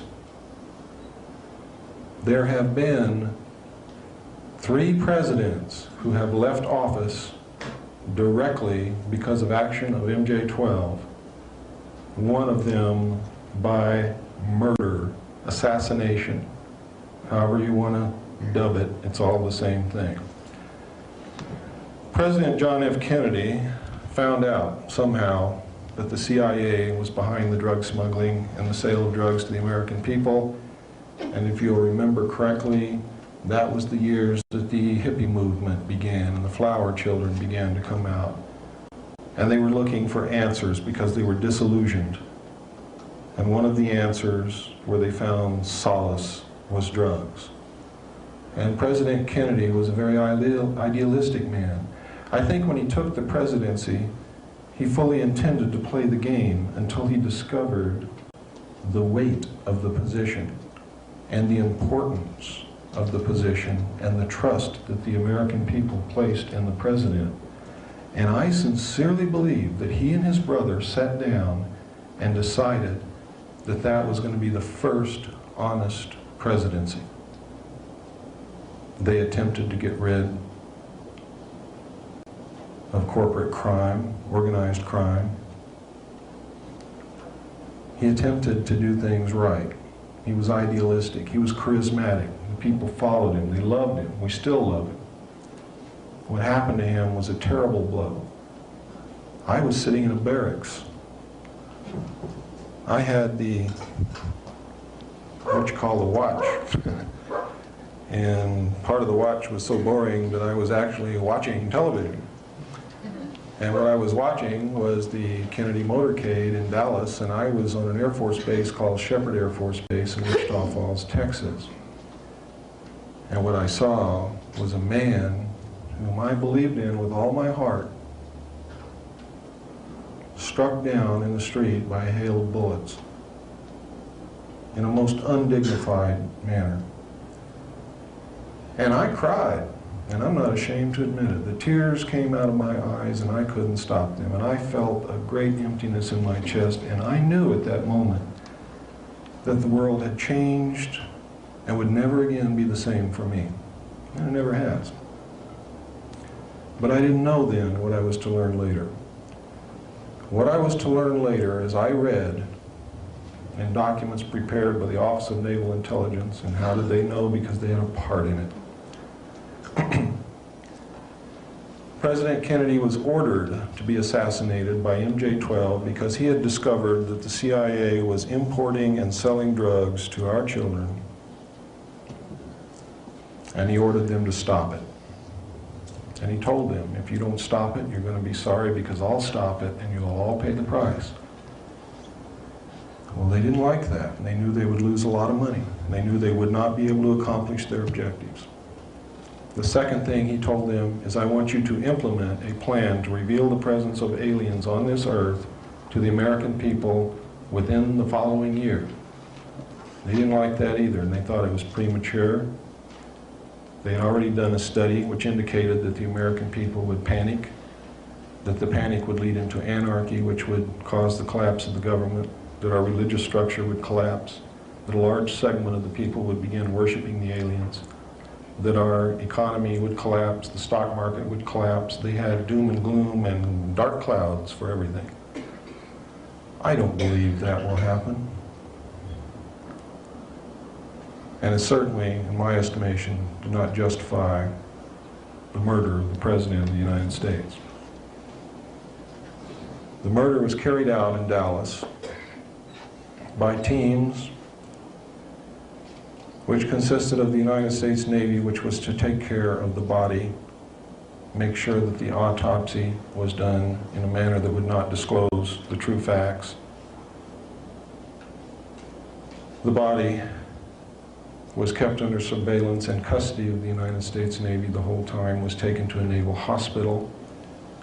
Most of these people involved were attached to naval intelligence. It involved Division 5 of the FBI, who was training people, assassination teams, to go into Cuba and assassinate Fidel Castro. It involved the Secret Service and the CIA.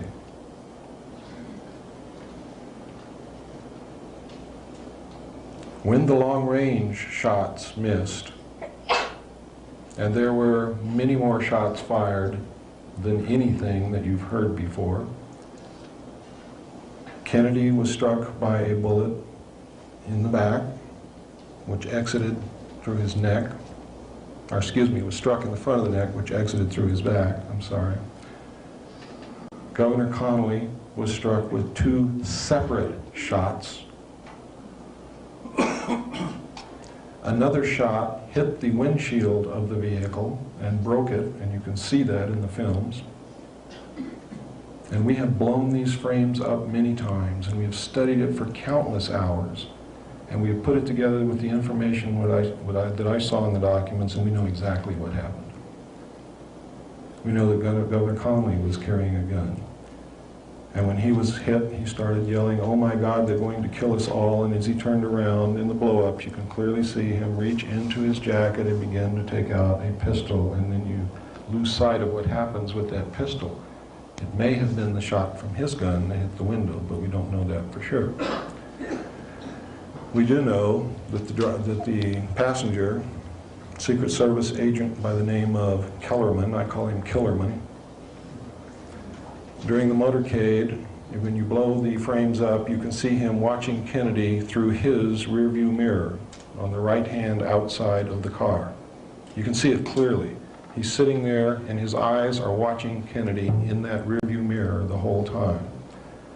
When Kennedy is struck in the throat, he watches for a few more seconds, then he turns around, he verifies it, he turns back to the front, he passes something to the driver, who is William Greer.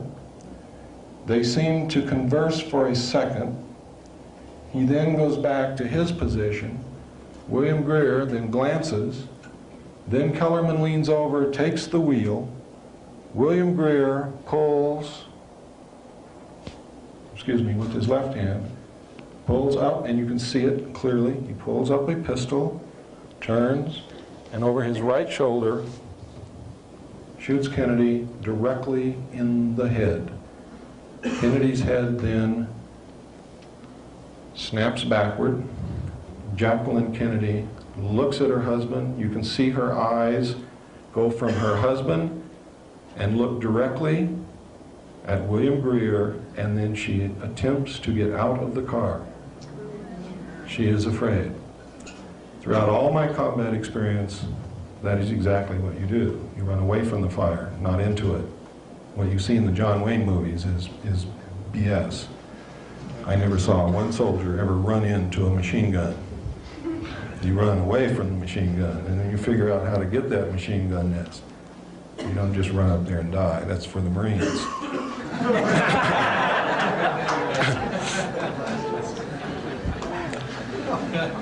If there are any ex-Marines in the crowd, I certainly do not intend to slight you. The Marines are probably one of the bravest group of men that we have in this country. However,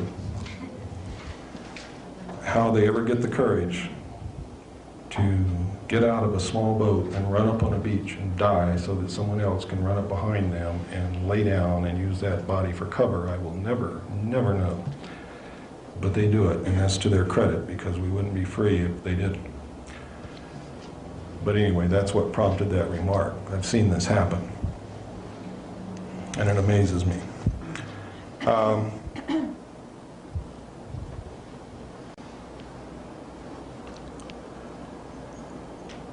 What happened next was that both men in the front seat hunched down. The car speeds up out of sight. During the time when William Greer is actually shooting Kennedy, the car comes to almost a complete stop, which is exactly what a driver would do if someone else is holding the wheel and he's turning around to shoot someone. You would remove your foot from the accelerator. We have tried this, and it's exactly what people do instinctively. They don't even think about it, it just happens. The film that you normally view when they show it to you on television is speeded up many times so that everything happens real fast. You're always looking at Kennedy. You don't even detect that the car slows down, and you never look at the driver, so you wouldn't see it anyway. But just to take a precaution, they cut a few clips out there, so even if you did think to look at the driver, you still wouldn't see it. But in the film I'm going to show you tonight, we got those clips. Now, when I saw those documents, it said in the documents that the act was plainly visible in the film that was withheld from the public. Not too long ago, on the Ted Koppel late night thing, I forget what you call that. What's it called? Nightline, that's right. Ted Koppel, in answer to all the controversy, the new controversy about Kennedy's death, assassination, said, oh, but there was only one film taken in Dallas. He lied because he knew that there were three. Everyone knows that there is three. There's three in the Warren Commission report. He intentionally lied, knowing that most of the American people will take his word for it without even checking, and if they thought it was three before, will think they were mistaken, not Ted Koppel. Ted Koppel is a member of the Council on Foreign Relations.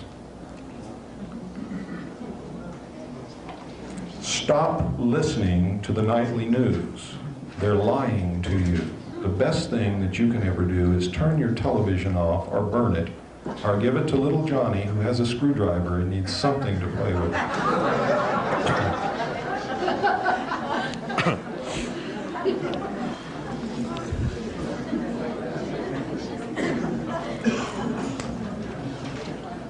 What happened next is they took the body to Parkland Hospital in Dallas. It was illegal to remove the body. No autopsy was taken there. The doctors were ordered by the FBI and were actually interfered with. They were told not to attempt to determine the path of the projectiles through the body. They were told to get the body ready for shipment as quickly as possible when it was determined that they could not save Kennedy's life. There was no investigation done in Dallas at all. The doctors did draw sketches of what they saw, and they did make reports of what they saw immediately following and during the incident. Now, if you understand the human mind and you understand the way the legal process works, those reports are legal documents and should stand up in any court of law or any investigation because they were done at the scene by professionals who were qualified to make those determinations. Photographs were even taken, but the photographs taken at Parkland Hospital disappeared, so that there was only the doctor's reports and the drawings left. The body left Parkland Hospital in an ornate bronze casket, was taken to Washington, D.C. Somehow the body got out of that casket on the aircraft, and we know exactly how it was done. When Jacqueline Kennedy was taken forward to participate in the swearing-in ceremony of Lyndon Baines Johnson, the Naval Intelligence officers removed Kennedy's body from the bronze casket, passed it down into the baggage compartment, where it stayed like a sack of potatoes until they landed in Washington, D.C. When they landed in Washington, D.C., we have tracked down someone who was on the other side of the plane who also took a film of a military helicopter, a naval helicopter to be exact, or I should say a Marine helicopter, but that's part of the Navy, landed on that side of the plane near the galley door, and something was taken out of the plane and put in that helicopter, which we now know was Kennedy's body. It was flown to Bethesda Naval Hospital, and it arrived there a full 30 minutes before the casket, which left Parkland Hospital, arrived there. President Kennedy's brain was removed, and another brain that was undamaged was substituted in its place. Why? Because if they had performed an autopsy on the brain that was really actually President Kennedy's brain, they would have found that he was hit from the front, that it was an exploding pellet and not a bullet, and they would have found fragments of that pellet, and they would have found large amounts of toxic shellfish poison in the brain, which was exploded into the brain when this pellet did its thing. And it would have said, CIA, CIA, CIA, CIA, because the CIA had that type of weapon at that time, and it was well known. When they finished doing that, they surgically repaired the wounds to make it look like he was hit from behind, and then they took photographs of these repairs. Then they took the body in to be autopsied as if it had come out of the Bronx casket. They also altered the throat wound. We know this. Kennedy's brain was taken out of the room where all this occurred on a gurney, covered with a cloth, and when people asked what that was, being wheeled down the hall and the gurney covered with the cloths, because everybody wanted to know what the hell was going on, they were told that a woman had delivered a stillborn baby, and that was the stillborn baby. It was not, it was Kennedy's brain. Checking the records and doing thorough research, we have found out that there was no stillborn baby in Bethesda Naval Hospital on that day, or the day before, or the day after. Witnesses asked what the other casket was doing in the room. They were told that an Army colonel had died and the casket was prepared for him because he had died that day and the family had requested a quick burial. Checking the records, an Army colonel had not died in that hospital. In fact, no one had died in that hospital that day, and an Army colonel had not died in that hospital for some time.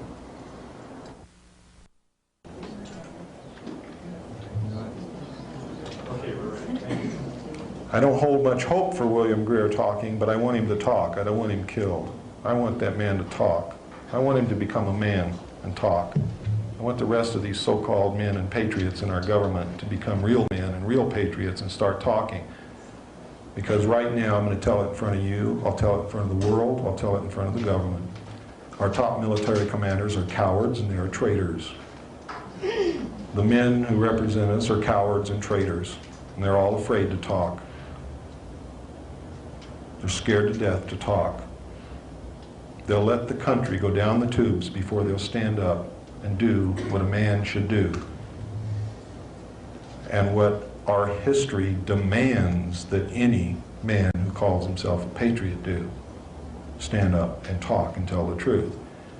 And I'm going to continue, and I'm going to ask that you continue with some of the things that I'm going to ask you to do tonight when you leave here over the next few days and into the next year. I'm going to ask you to continue until we clean up this government, until it gets back to a government of, for, and by the people.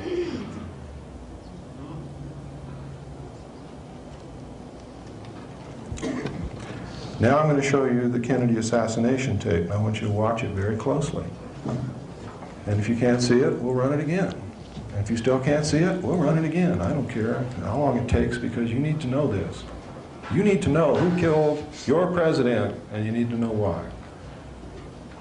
And you need to be incensed, you need to be outraged, you need to know that you have the power to do something about it, and then you've got to do it. You have to do it. And I'm going to give you this challenge. If you can't do it, you ought to go live in another country.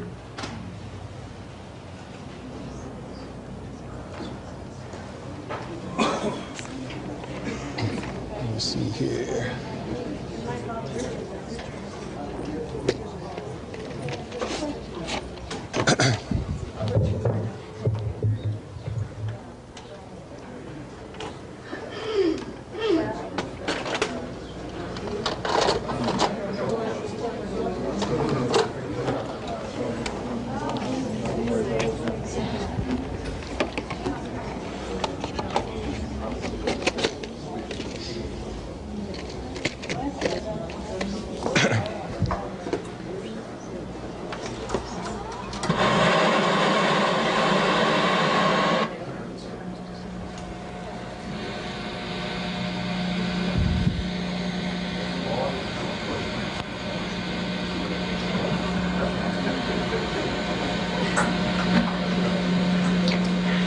25 years ago, the people of the United States and the world were shattered by the impact of an assassin's bullet upon the helpless, unsuspecting young President of the United States, John Fitzgerald Kennedy. Watch the driver, not Kennedy! Bullets has penetrated deeply into the body and soul of America, destroying the very lives of thousands and the heart and trust and political will of literally millions.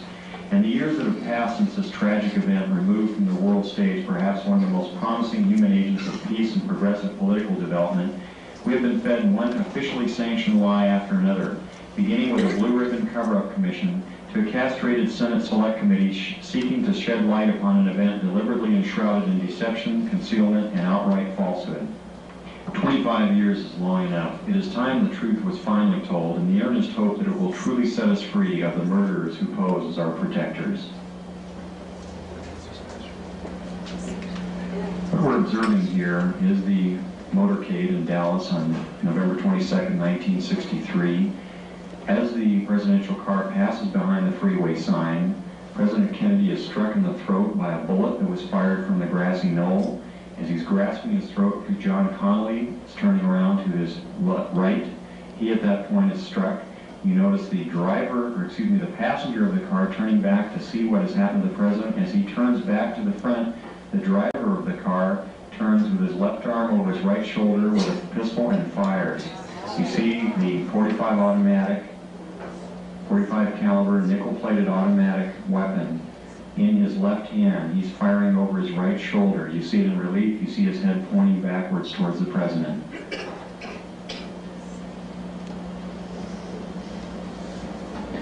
In this enhanced close-up, watch her eyes. She looks right at Greer. Of the bullet upon the president. The force of the shot drives him violently backward against the back of the seat. You see Miss Kennedy react in horror. The ugly gaping wound, which is evident here, according to many observers at the scene, was actually created on the print. This was not the actual nature of the wound. But you notice that Mrs. Kennedy wasted no time in trying to exit the vehicle because she clearly was able to determine exactly where that shot had originated, and it was her personal bodyguard, Clint Hill, another Secret Service agent, who attempted to keep her in. What the arrow is indicating here is what appears to be the outline of a man, a hat, and his rifle. The arrow is pointing to the rifle barrel of the man in the bushes who possibly was the rifleman on the grassy knoll who fired that shot. Another view taken by another photographer. Again, you see Mrs. Kennedy trying to exit the vehicle from behind, being pushed back in by her bodyguard. A number of witnesses on the scene rushing towards the vehicle.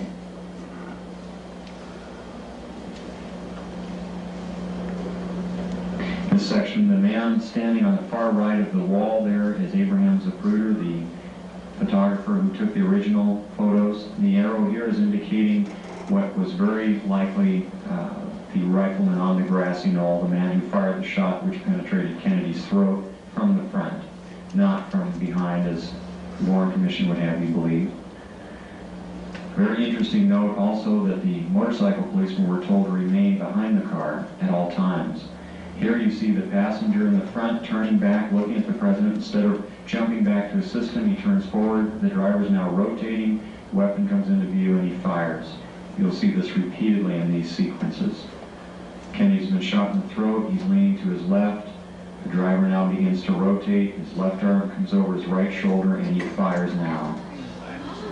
Again, you see the driver rotate. You see the weapon come into view. He's rotating again, the weapon is in view, he fires. You can clearly see his head turning and his arm and the weapon extending into view over his right shoulder. Many of the witnesses indicated that the car slowed almost to a virtual halt at about this point. And here in the normal version, you see how much more quickly to speed it up. It's much harder to determine. Many of the people who asked the question, why Jackie Kennedy?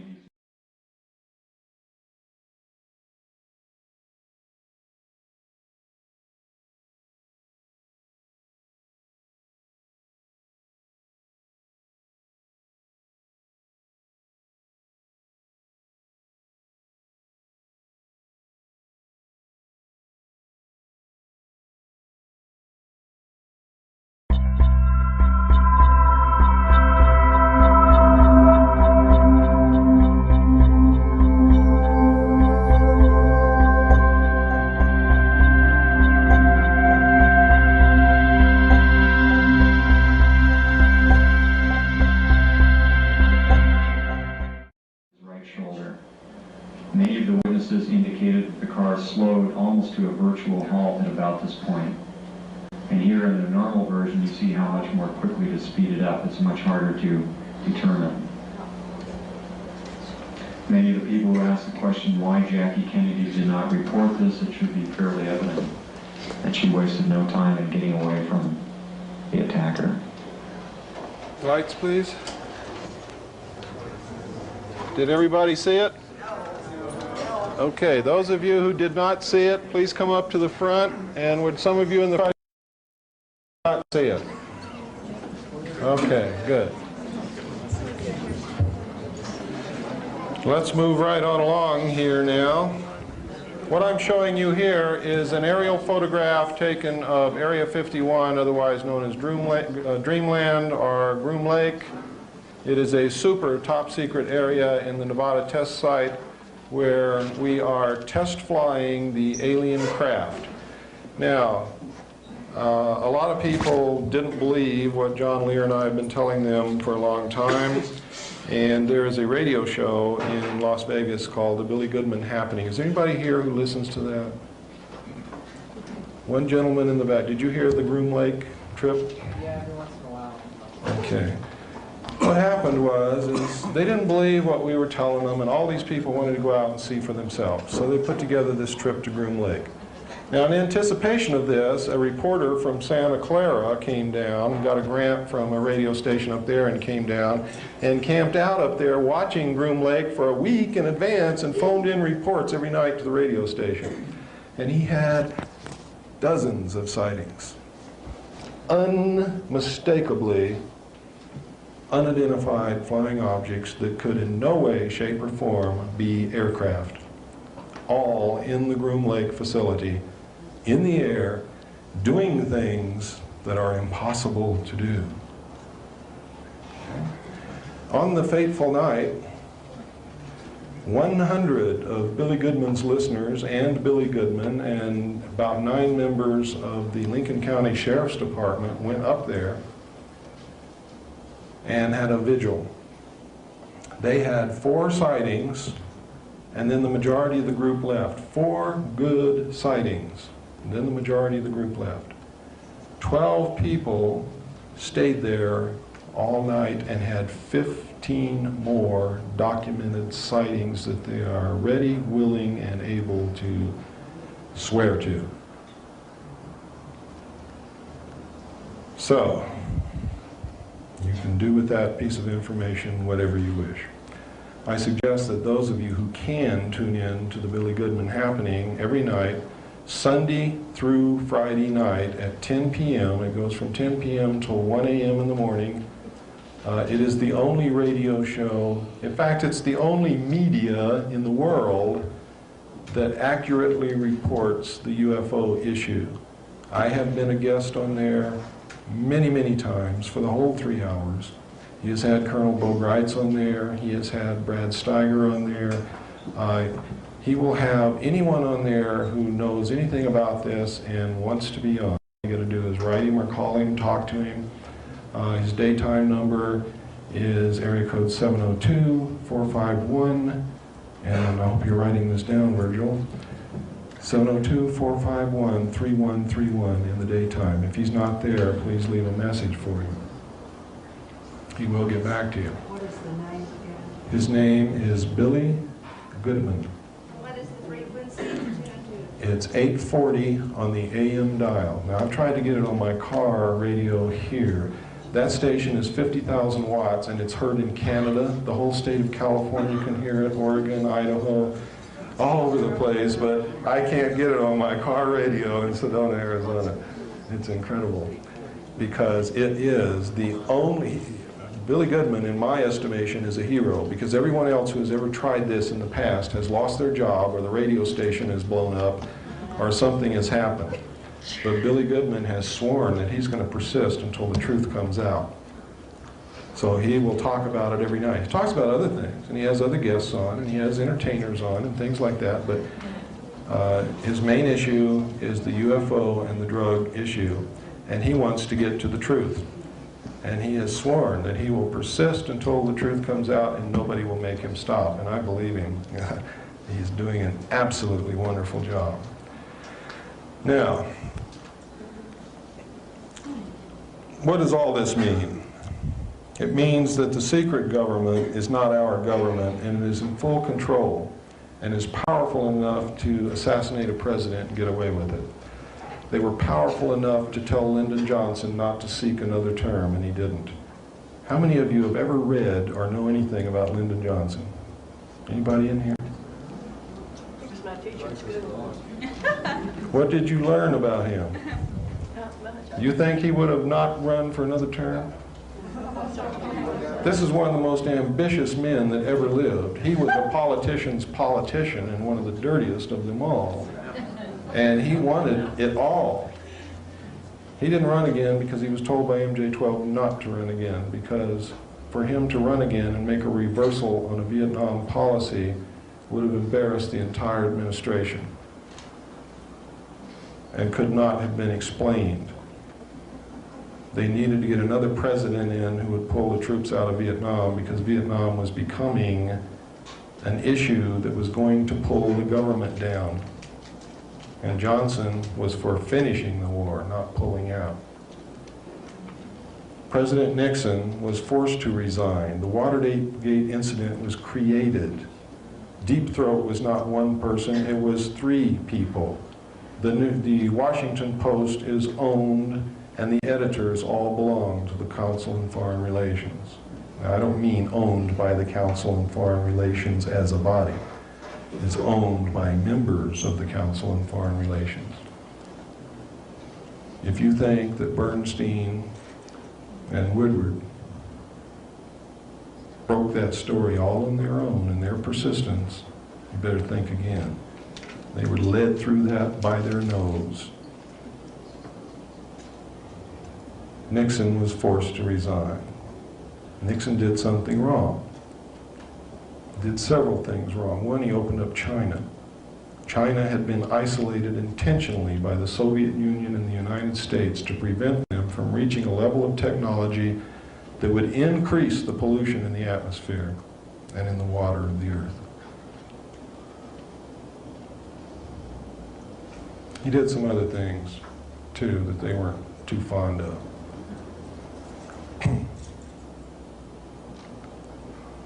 President Reagan's assassination, we believe, was an attempt to get Bush into office quicker than what he would have, and also to ensure that he got into office, because an election is always an iffy matter, and Bush had been their baby from the beginning.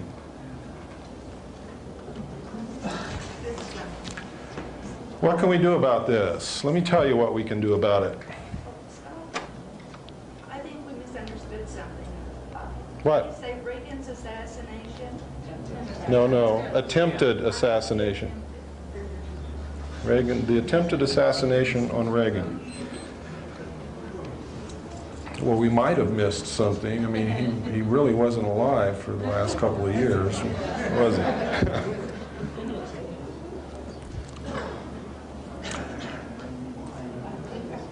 What can we do about this? It's very simple. This secret government may have control of the executive branch, but I guarantee you, ladies and gentlemen, you have control of the Congress, the senators and the House of Representatives, because you're the ones who elect them, and you're the ones who can unelect them. You can impeach them.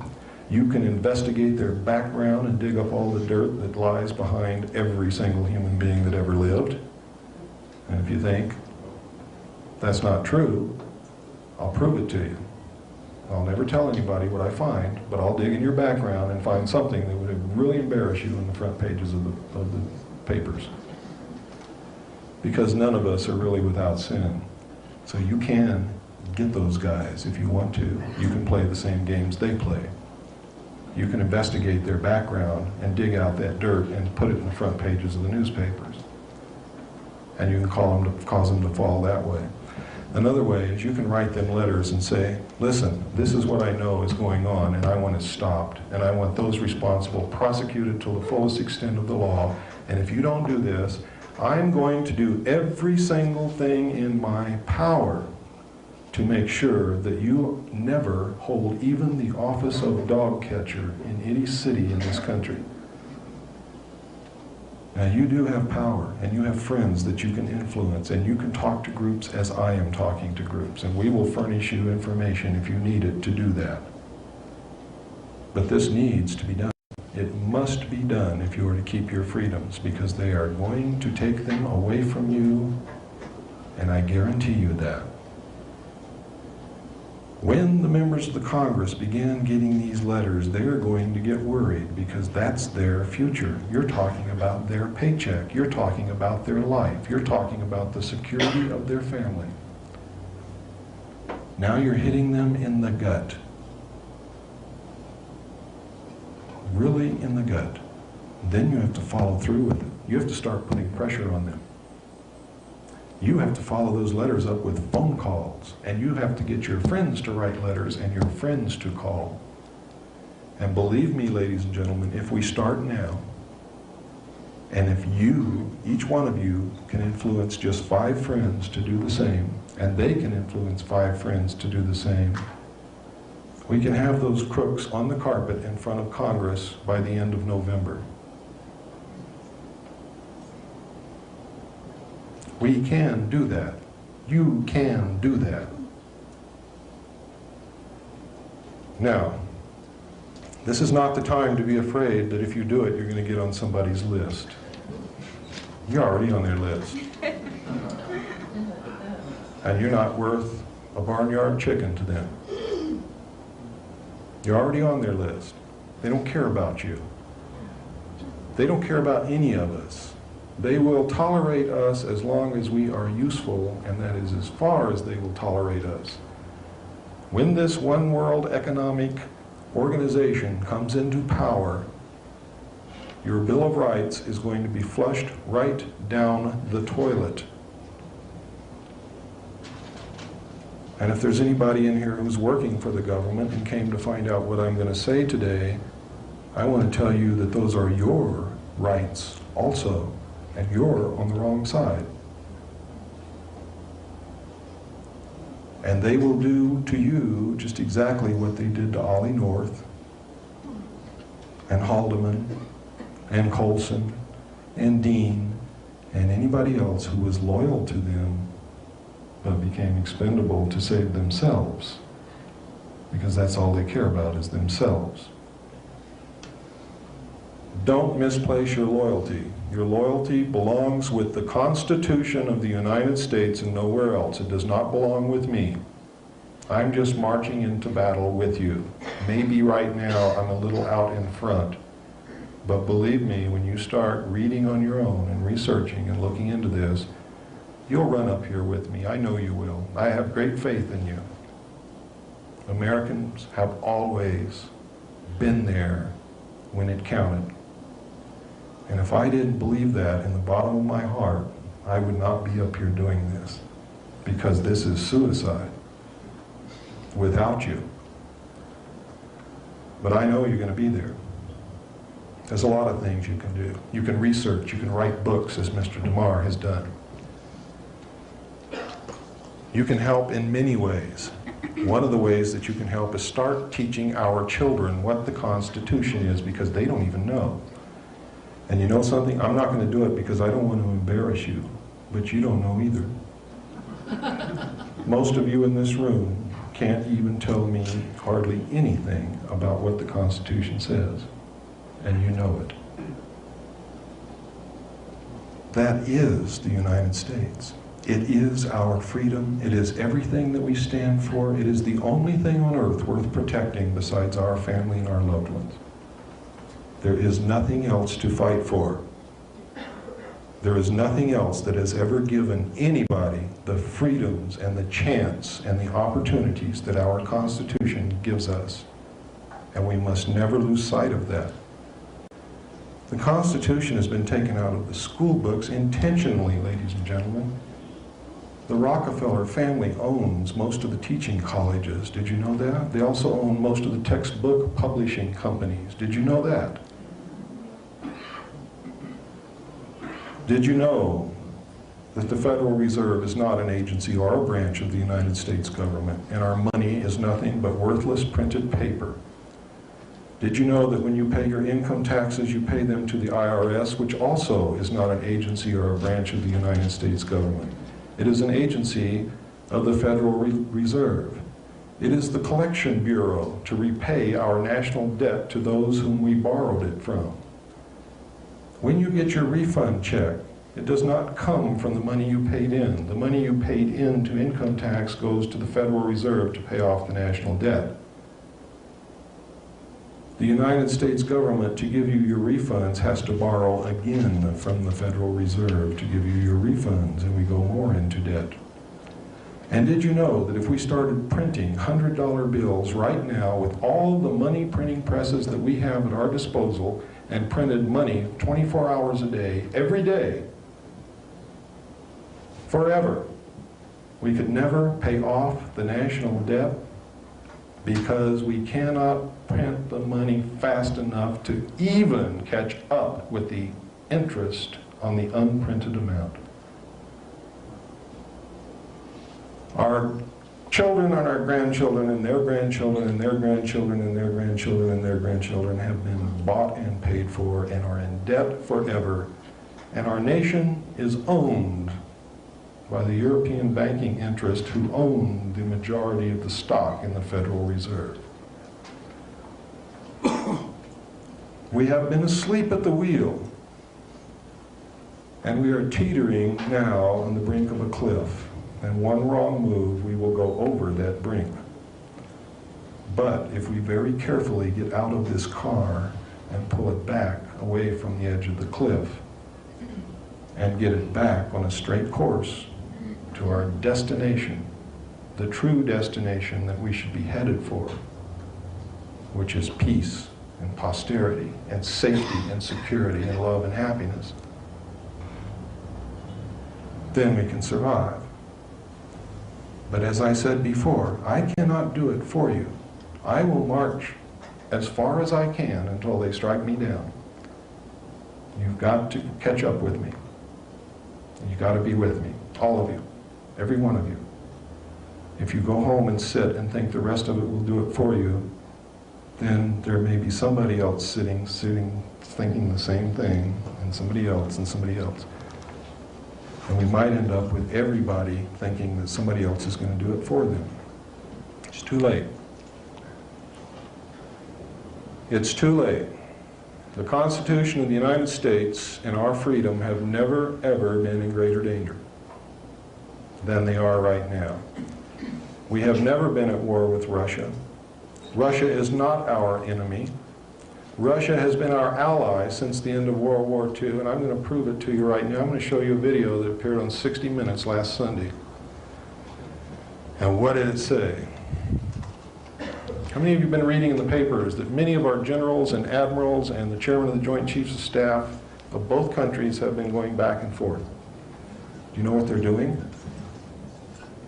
Have you been watching what else has been happening in the world? They're taking inventory of the combined arsenals and getting ready to merge the two largest armies, navies, and air forces in the world to make this world government. And the target date is 1992.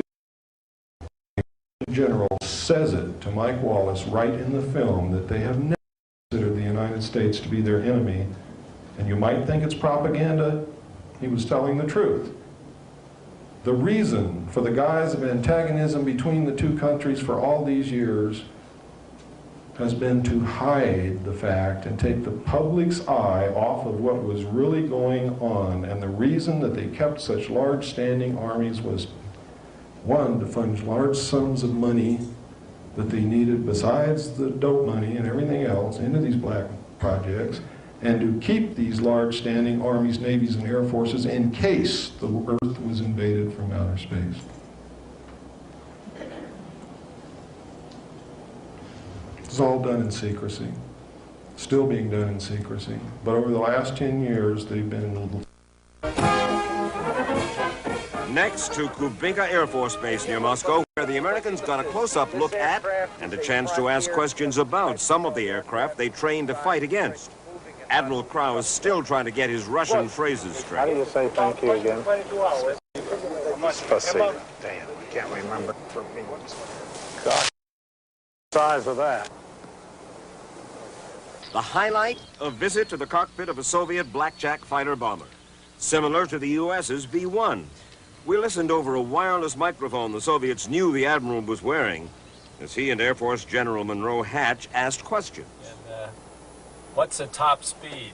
Какая максимальная скорость полета? 2M. 2M. 2 Mach? 2M. And do you practice refueling with this? Заправку в воздухе практикуете на этом самолете? Нет. No. No. What do you think, Monroe? It's impressive. How many cruise missiles does it carry? 12 крылатых ракет. 12 Welcome. 12. But lately, the Soviets claim to have undergone a major change in their military strategy, from emphasizing offense to defense. And they asked how could their Blackjack bomber be an offensive threat with a range of only 2,200 kilometers, barely over 1,300 miles. Against what kind of targets, then, are we going to use this plane? Within the range of 2,200 kilometers. So I have a map.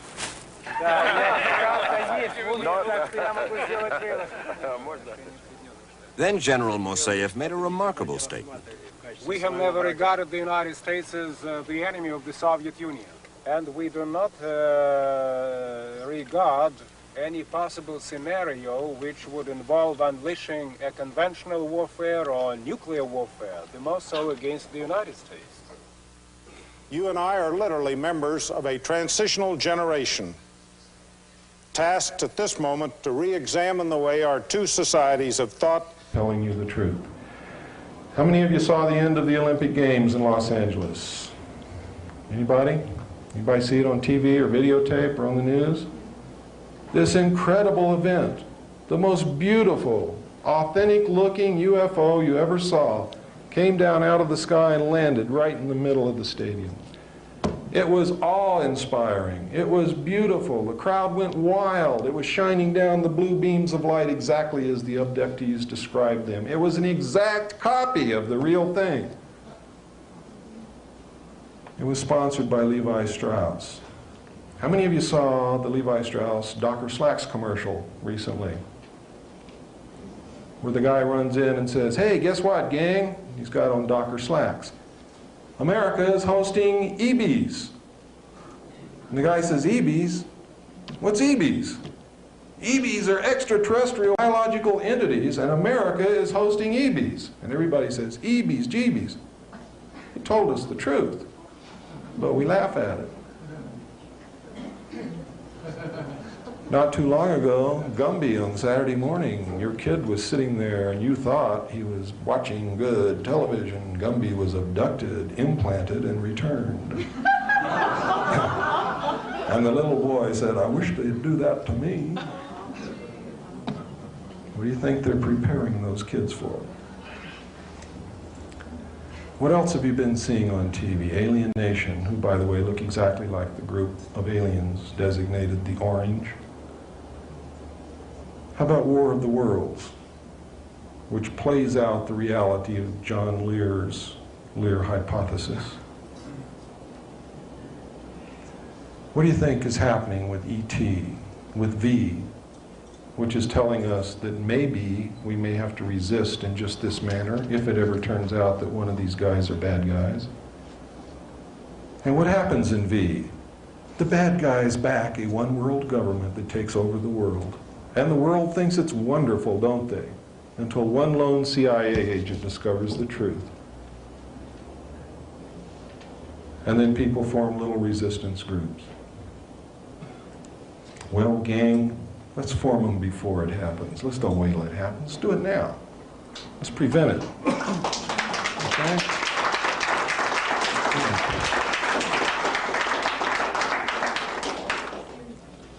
Thank you. There is a lot of supporting evidence that's out there. There are a lot of books. I suggest you read Whitley Strieber's book, Communion. Suggest you read his book, Transformation. I suggest you read his recent novel, Majesty. And I suggest you understand that the incident in there that he is describing is true, but understand that the formations in the government and the code words he's using are a part of a contingency plan called Majestic, and that he got the information from the research team of Moore, Chandray, and Friedman. Moore has stood up in front of the MUFON Symposium in Las Vegas on July the 1st, 1989, and admitted that he was working for the United States government, that he had been recruited, that he was putting out disinformation to researchers to keep them from finding out the truth, that he participated in the TV show UFO Cover-Up Live, and at least 50% of it was disinformation. About 50% of it was true. Etc., etc., etc. Anything you see that says Majestic is disinformation, and it is a lie. The true name is Majority. Majority 12, Operation Majority. There is an agency called the Majority Agency for Joint Intelligence. Let me see if I got any other goodies to show you, and then I'll say a few final words to wrap it up. I think I do have some things that you might like to see.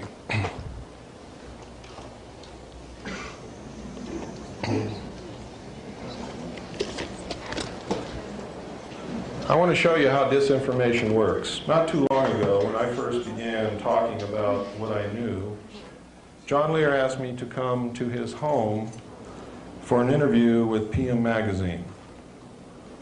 I thought, wow, this is incredible. These people really want to put it on the air? I can't believe it, because it's never happened in the past. You see, there's always been an intense campaign of denial, ridicule, debunking, and character assassination. So I went there in all good faith, and John Lear and I, knowing what had happened to people in the past, took the producer and the camera crew aside, and we said, listen, this was about 8 o'clock in the morning. We said, listen, we'll do this provided one thing, that you submit to a complete briefing by each one of us on everything that we know and all the documents that we possess and the videotapes and the maps that we will show you and the letters that we have from officials of the government admitting that this is true, etc., etc., etc. They agreed to that. So we did it. We briefed them for approximately 8 solid hours with no breaks. When we were through, they were convinced. You see, because we presented the information to them without all the other comments like I'm making tonight, and for 8 solid hours of evidence, not talk, evidence, things that you can see and cannot doubt. And then they spent 4 hours filming us, John Lear and I, and we told them literally everything we knew. And this was for a 30-minute program, and she said, boy, this is going to be the greatest show in the history of television. And John said, you'll never get it on the air. And she says, they've never censored anything that I've ever produced, and everything I've produced they put on the air exactly like I've edited it. And I said, well, I've got to agree with John. I really don't believe it'll air. Well, it aired. And what I'm going to show you is the results of what I have just told you. This is what aired, and I want you to watch it. And then you'll go back to your television set with a different kind of a viewpoint and a different knowledge, I hope.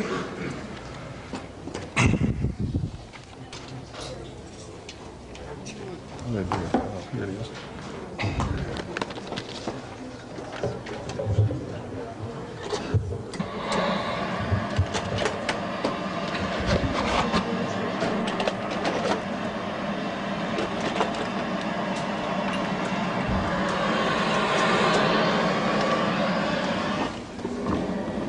Years now, there has been a small but very vocal minority in this country who make the claim that we have been visited on a regular basis by extraterrestrials. Now, generally they are dismissed as cranks or crackpots by most of us, but they persist in their belief that the aliens are with us. Some of these people, however, are a little difficult to dismiss. Men like John Lear, who you will meet tonight. John says that he has had government connections in the past and that the government trying to discredit him because it's all part of a giant cover-up. People are being abducted. being used for food. The aliens are eating us. They're experimenting with us. Horrible, unspeakable experimentations. John Lear's is an unbelievable story. He's certain that we have been invaded by an alien culture, that they are experimenting on us, and that the U.S. government knows about it. In fact, it's their most guarded, top secret. It all began on a hot July night in 1947, when, according to Lear and others, an alien craft crashed on a remote ranch near Roswell, New Mexico. Eyewitnesses, the local papers, even the first military men at the site reported a crashed UFO. Then, suddenly the top brass swarmed to the site. Witnesses were sworn to secrecy, and every speck of debris was literally vacuumed from the dusty desert floor. A new story was issued. It, said military officials, was nothing more than a crashed weather balloon.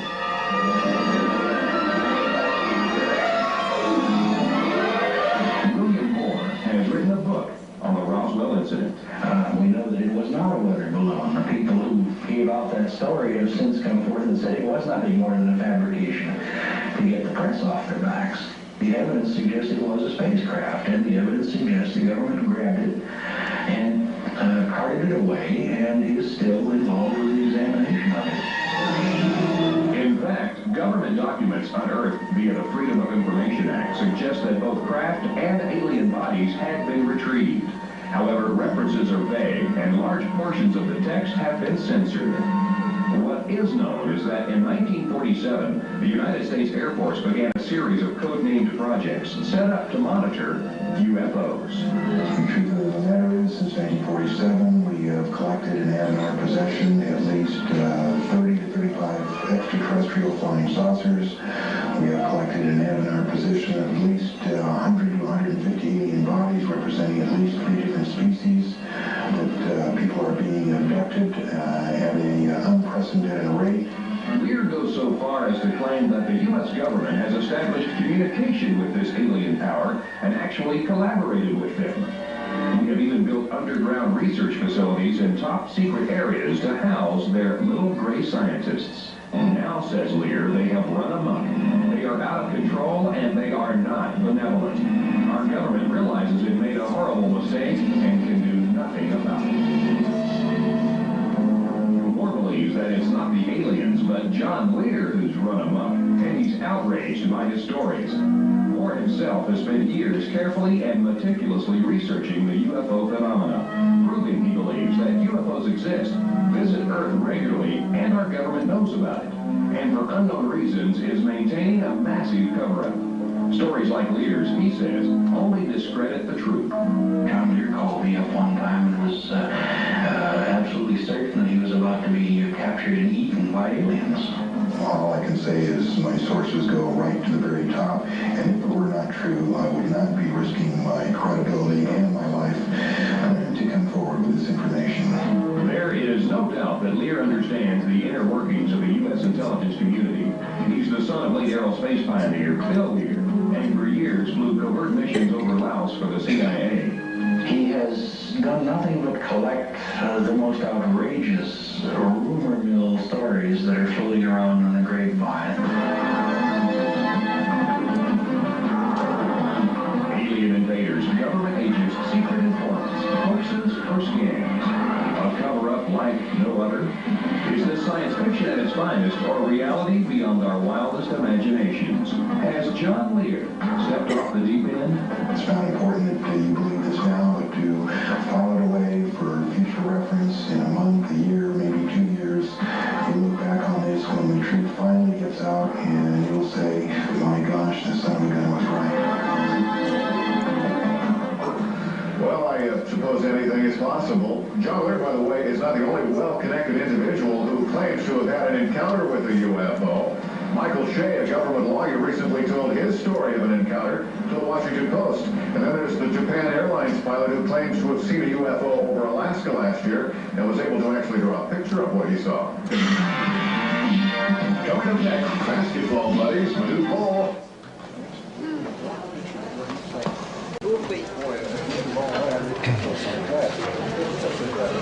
The reason you only saw John Lear, not me, is John Lear got all of his information secondhand from his contacts, where I was a first-hand participatory witness. Therefore, they didn't put me on, but they put John Lear on, and then they put him on in a manner, after spending 12 hours with these people, this is what you saw. And this is how they do things. There is a campaign underway now to discredit Whitley Strieber. I can tell you that Whitley Strieber is writing about what really happened to him. I don't know Whitley Strieber. John Lear doesn't know Whitley Strieber. He's not getting this stuff from us, believe me. I have one other thing that I want to show you, which is about an organization called Yellow Fruit. Does anybody know anything about Yellow Fruit? Okay, let me show you this.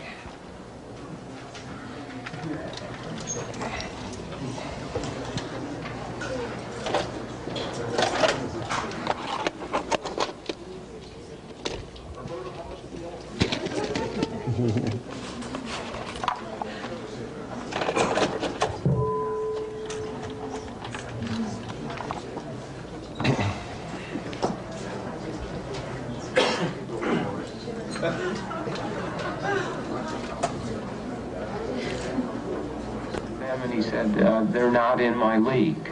And so we minimized disclosure, minimized contact. While Congress struggled to control KCCIA, another secret group operating out of the basement of the Pentagon escaped congressional scrutiny. Known as the Special Operations Division, or SOD, it was created as an anti-terrorist unit following the failed rescue mission in Iran. Much of what is known about SOD is because of the investigative work of this journalist, Stephen Emerson, who obtained thousands of pages of SOD secret documents through the Freedom of Information Act. Special Operations Division became the new center for intelligence and counterterrorist activities in the Pentagon. In effect, it became a mini CIA for the Pentagon, established in the basement, controlling half a dozen new counterterrorism units, names such as Sea Spray, Quick Reaction Team, Yellow Fruit, Intelligence Support Activity, heavily classified. To this day, the Army does not acknowledge their existence, but all extremely capable, very aggressive in accomplishing their mission, the mission of fighting terrorism and guerrilla subversion around the world. These units were ready to go anywhere and do anything. The bugging of Noriega in Panama, KGB cars in West Germany, the tracking down of a kidnapped U.S. general held by the Red Brigade in Italy. They were all over the world, and they felt they had a mandate to be all over the world. After all, the CIA was a shadow of what it used to be. And the Special Operations Division was literally stepping into a void. SOD may have been stepping into a void, but it was doing so with enormous resources. Tom Golden was in charge of financial control for a subunit of SOD called Yellow Fruit. The funding was almost unlimited. I don't know of any time that we were in a position where we needed money. The money was offered and we had to find ways to spend it, basically. In the fall of 1983, some units of the SOD participated in the U.S. invasion of Grenada.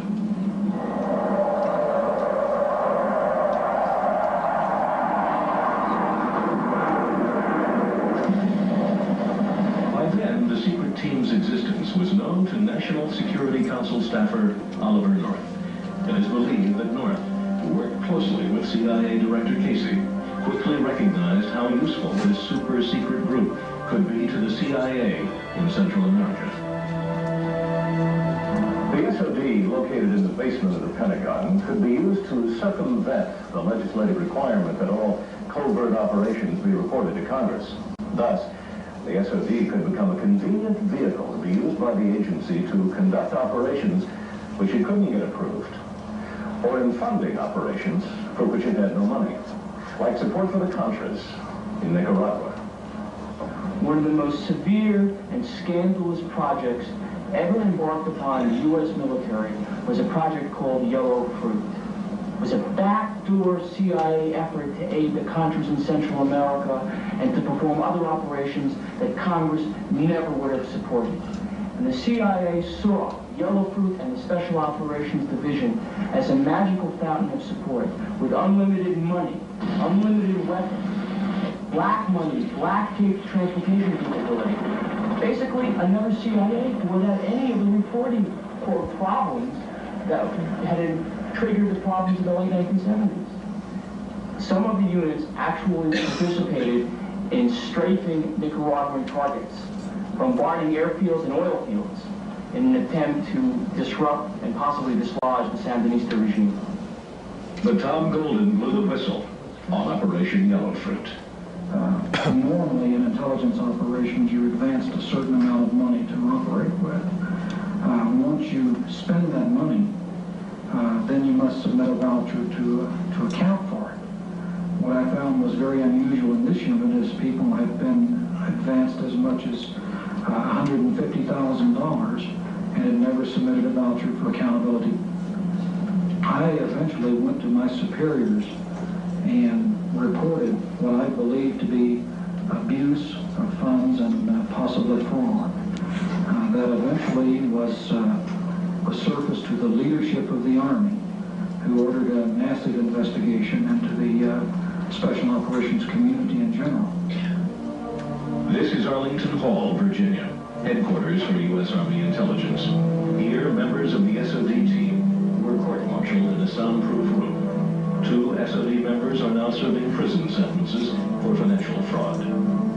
But what was most important about these trials was not the discovery of another case of misuse of government funds, but the revelation that the SOD's Yellow Fruit served as the blueprint for what William Casey called the Enterprise. The Special Operations Division and Yellow Fruit had unique access to equipment, material, offshore bank accounts, a secret clandestine Army/CIA aviation unit, a clandestine ship overseas to provide transportation, access to material and weapons, all the seeds that would later basically erupt in the Iran-Contra affair and be known as the Enterprise. And I believe that Yellow Fruit and the Special Operations Division were both being groomed by the CIA and the National Security Council to serve as the cornerstone of the Enterprise to perform operations in Central America and elsewhere that would never be accounted to Congress.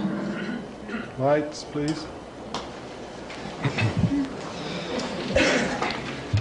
Now, let me tell you who Yellow Fruit really is. Yellow Fruit, along with Sea Spray, are accountable for security of the alien task projects. They started out as Delta teams attached to the National Recon Organization at Fort Carson, Colorado. Over the years, as their expertise became known and they began to use Delta teams for other things also, they branched off and became independent from the National Recon Organization and from the United States Army. They then evolved into a split organization, one half of which became Sea Spray, the other half became Yellow Fruit. Sea Spray is responsible for the internal perimeter security of the alien projects. Yellow Fruit is responsible for the outer perimeter security of the alien task projects. If you attempt to get near the boundary of Area 51, you will meet Yellow Fruit. They will intimidate you, they will scare you, they will flash guns in your face on public land where you have every right to be, and most people will go away, which is the prudent thing to do. Now, if you get to the boundary of Area 51 and put 1 foot across, you are now the property of Sea Spray. And no one who sees Sea Spray ever sees anyone else.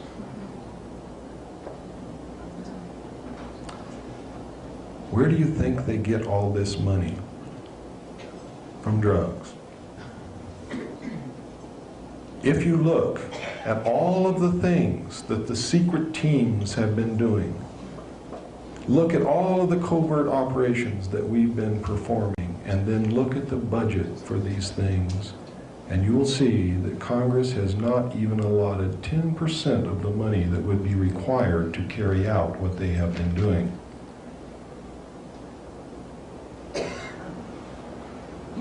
In the words of John Lear, whom I consider to be one of the greatest patriots in this country, wake up, America, you've been had. Thank you, ladies and gentlemen.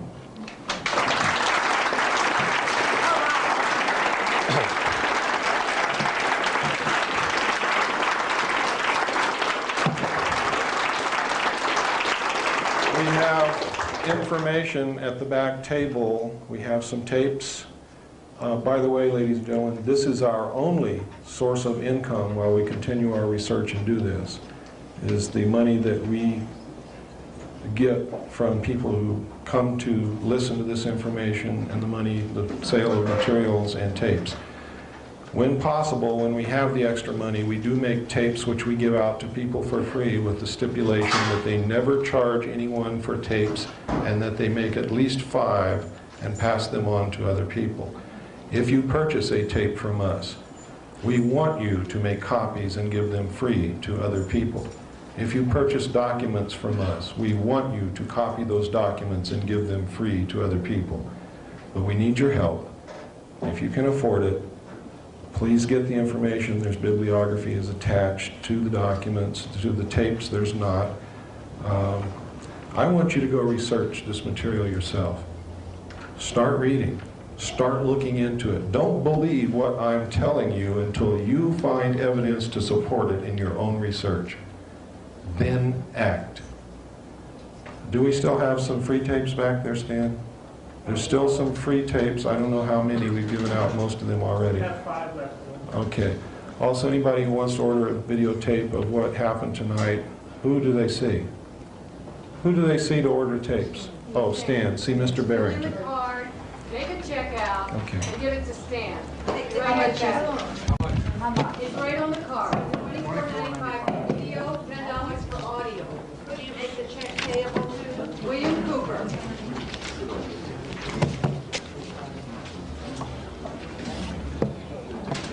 Thank you. I wish you all love, peace, happiness. Please be truth seekers. Yes, sir. Now we'll take questions and answers. Yes, sir. Got 3 short. Okay. The Eisenhower Treaty. Oh, well, let me make this one statement first.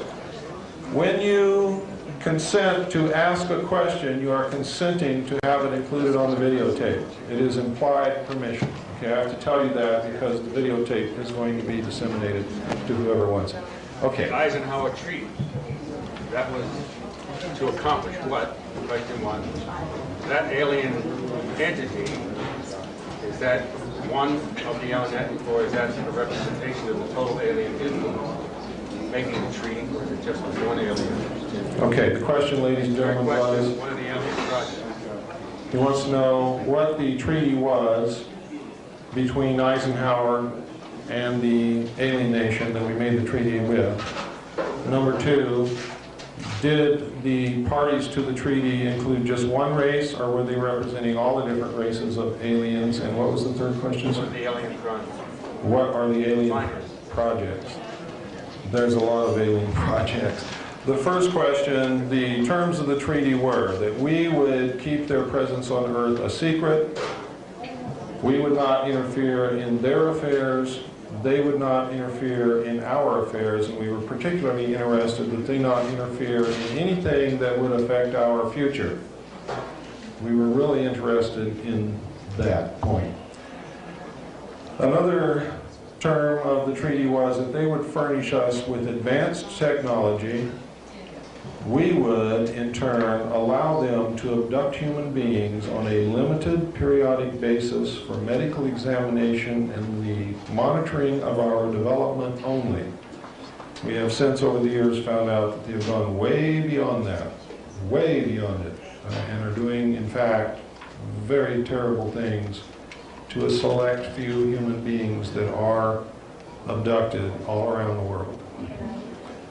The third part of, or the second part of your question is, did they represent one race or all of the races of aliens? No, this group represented one specific race at the time that I saw the documents. We have evidence now that they may be also, they may have also entered into agreements with other races of aliens, and we do not know what the terms of those agreements, if indeed there are agreements, are. The answer to the third part of your question is there are many projects. There are really too many to go into to answer one question, but there's projects to exchange technology. There's genetic engineering.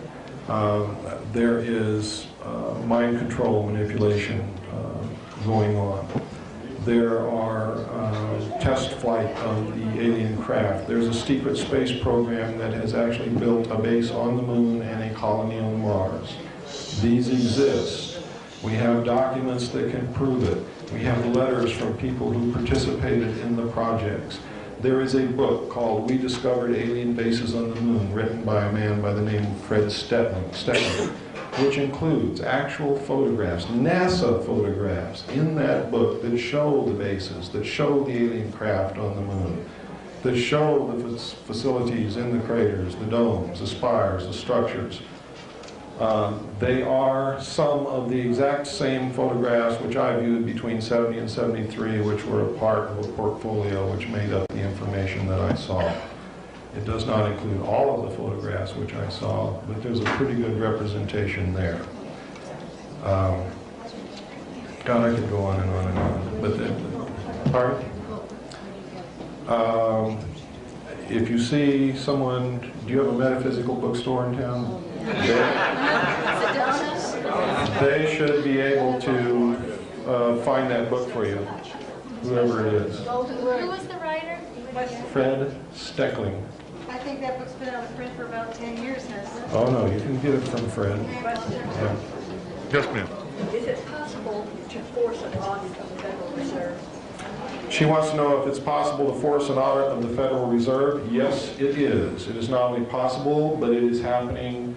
The momentum now is being gathered. A bill is being introduced into the Congress shortly to do exactly that, to audit the Federal Reserve. The Federal Reserve has never been audited. If and when it is ever audited, this country's in for a rude awakening. Now, I suggest that you write your congressman to get behind this bill, insist that it be passed. Also include another paragraph insisting that they put another bill through Congress to nationalize the Federal Reserve, cancel the debt, and print our own money so that you can't owe yourself. The reason we owe somebody is because we're not printing our own money. They're printing it for us and loaning it to us, and it's not worth anything anyway. It's like me printing paper, giving it to you, and saying you owe me your ranch because I gave you some paper with my name on it. I mean, it's insane. It is. It's insane. It's absolutely insane. And how we've stood for it all these years, I'll never know. And I'm just as much to blame as anyone else. Yes, ma'am. Why was Nelson Rockefeller murdered by whom? Pardon? Why was Nelson Rockefeller murdered and by whom? Murder who? Nelson Rockefeller. Why was Nelson Rockefeller murdered and by whom? Why was he murdered? I never got up to that level to find out. I don't know. Did he have a heart attack by injection? I'm afraid that that is quite a normal way of getting rid of people nowadays. Do you know anything about him? I know an awful lot about Nelson Rockefeller, but I do not know why he was murdered. I do believe, though, as you do, obviously, that he was murdered.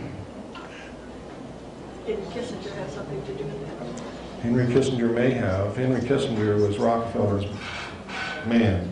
Rockefeller bought Henry Kissinger back in 1953 when he gave him $50,000. Gave him $50,000. From that moment on, Henry Kissinger belonged to Rockefeller. Yes, sir. You made the reference to air and water pollution. Yes. Do you have something to add to that as to... Oh, I can add quite a bit to that. I was trying to dwell on the most important things. Now, that is an important issue. But people are catching on to that, and maybe they don't need to be prodded so much. But in 1957, due to the fact that we had discovered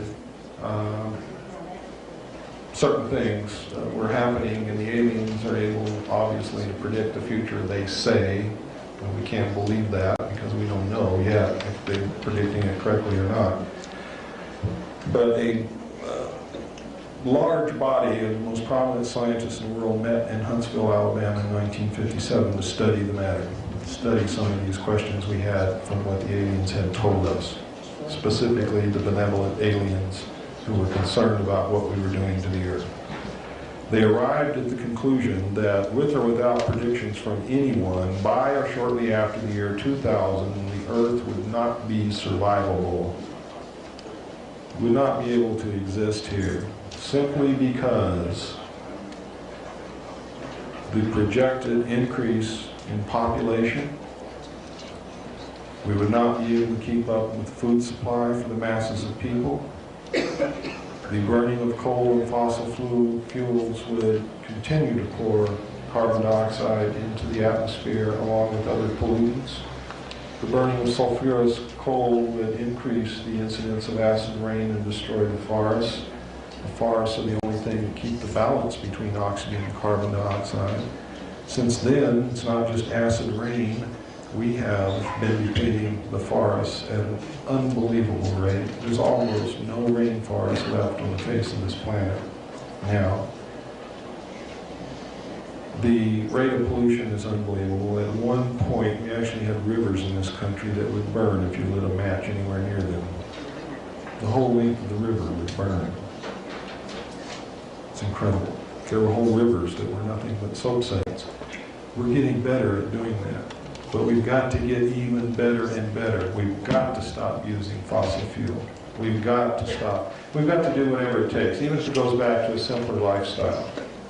We've got to do that, simply because the earth is a very fragile place.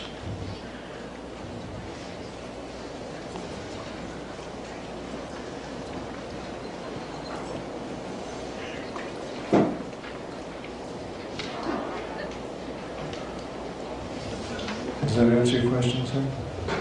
Okay. The government, the elite have taken care of their own survival in case the earth does so-called self-destruct. They have places that they can go. Yes, sir. Is the catalytic converter one of the main contributors to acid rain because it puts out sulfur dioxide? Absolutely. Sulfur dioxide is mixed with moisture? Or yes, to get rid of one pollution and create another one.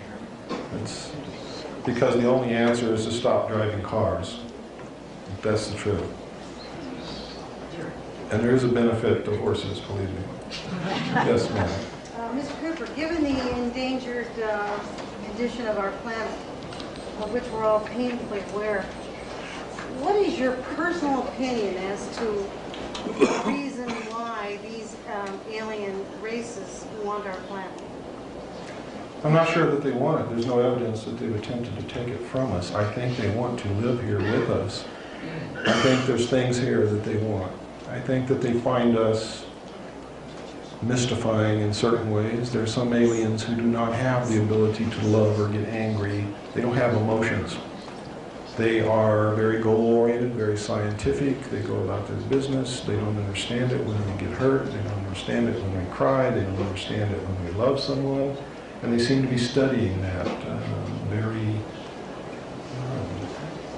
devoting a lot of attention to it for some reason. There are other ones who are just here to watch. They're not interfering in anything and won't interfere. They're just looking. They're just watching. They're just studying. They don't interfere with anybody. They don't bother anybody. There are some here doing, unfortunately, some bad things. Yes, sir, in the back. Yes, quick questions. One might have already been answered. I'm wondering, can you speak up, please? How would the aliens fit in with a one-world government?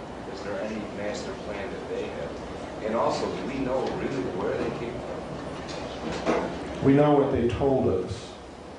For instance, the group we have the treaty with told us they came from a planet that revolves around a red star in the constellation of Orion, which we call Betelgeuse. Well, wherever they came from before they came from where I'm going to tell you they came from, they really came from the planet Mars, and they may have come from somewhere else before that. But I know for a fact they came here from Mars. From Mars. We have found, ladies and gentlemen, the remains of an ancient civilization on the planet Mars that had at least reached the Bronze Age. And we have found that someone has been living underground on Mars. And I think it's these people who came here from Mars. Mars space is not something new. We knew about that on before May the 22nd, 1962, when our first space probe that we sent to Mars landed. Before it landed, it had made quite a few revolutions around the planet Mars in the atmosphere. It was a winged probe. It actually landed on the surface of the planet on May the 22nd, 1962.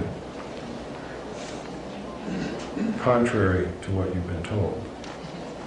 We knew and photographed the face on Mars, the pyramids, the remains of cities, and many, many other things at that time. I have a letter here in my briefcase that will confirm that. Yes, sir. So you're confirming much of the alternative 3 scenario?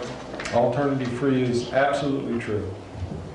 Now, in the book, you will find some misinformation, because as they reveal these things to the public, they also put in things that can be proven false in case they ever want to renege on it. And you have to remember that the first purpose of the contingency plan, known as Majestic, was to test the reaction of the public to the truth with supposedly true information which could be proven false at a later date because false information is mixed in with it. Does everybody understand how that works? I got it. Yes, sir. Is there any way to tell whether there are good aliens or bad aliens, or is there any way to contact or places to go where you can see them that are, like you said? I can't take the responsibility of telling you who is good and who is bad because I can't make that determination. There's so much lies and so much deception mixed in with the good aliens and the bad aliens that I cannot determine who is who and what is the deception and what is reality.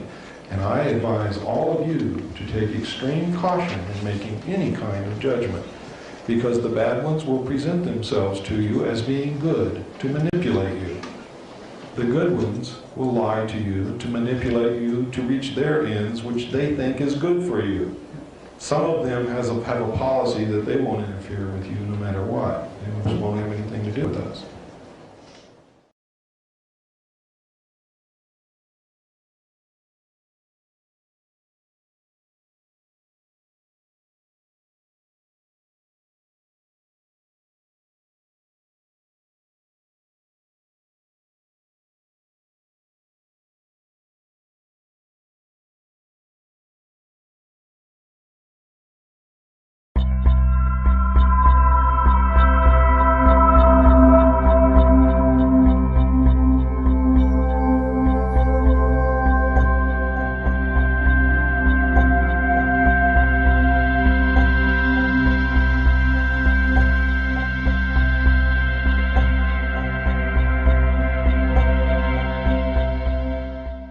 Understand how that works? I got it. Yes, sir. Is there any way to tell whether there are good aliens or bad aliens, or is there any way to contact or places to go where you can see them that are, like you said? I can't take the responsibility of telling you who is good and who is bad because I can't make that determination. There's so much lies and so much deception mixed in with the good aliens and the bad aliens that I cannot determine who is who and what is the deception and what is reality.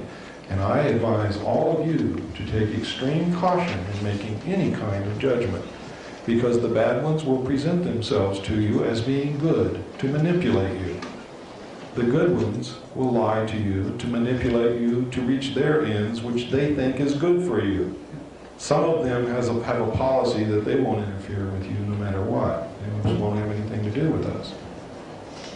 Now, somebody sent up a note, says, I am very concerned about the statement you made that there is deception coming from good and bad. What deception is coming from good ETs? Is this possibly a lack of spiritual understanding on your part? No, it's a part of in-depth investigation and questioning and finding out the truth rather than accepting what I hear and what I see. That is what is the result of. For instance, would you say that the good aliens who led the Jewish tribes out of Egypt were good or bad? Why? Didn't they save them? Didn't they lead them? Didn't they give them food? Didn't they give them water? But they saved them, didn't they? Didn't they save them? Wouldn't you say that was a good act? But how did they accomplish it? They deceived them. They said that they were God.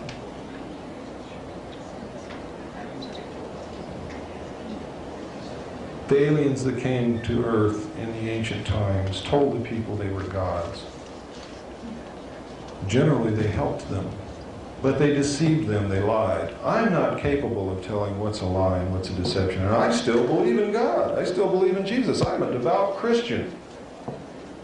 But I know that much of what is in the Bible is of alien origin because I have done my research, and it is without a doubt that much of our religious history is alien manipulation. I still believe in God. I still believe in Jesus Christ. I am still a Christian. I'm hanging on to my faith. Because I believe that they have used our faith and the truth in some way to manipulate us into whatever way they wanted us to go.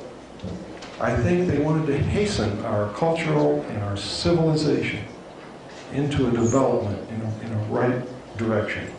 But they did it by deceiving us, which is not good. The person who is deceived ultimately finds out that they have been deceived. And when they find out they've been deceived, they ultimately hate the person that deceived them. And that is the ultimate end result of deception. Yes, ma'am? I have a couple of things. First, I have a copy of what you're selling.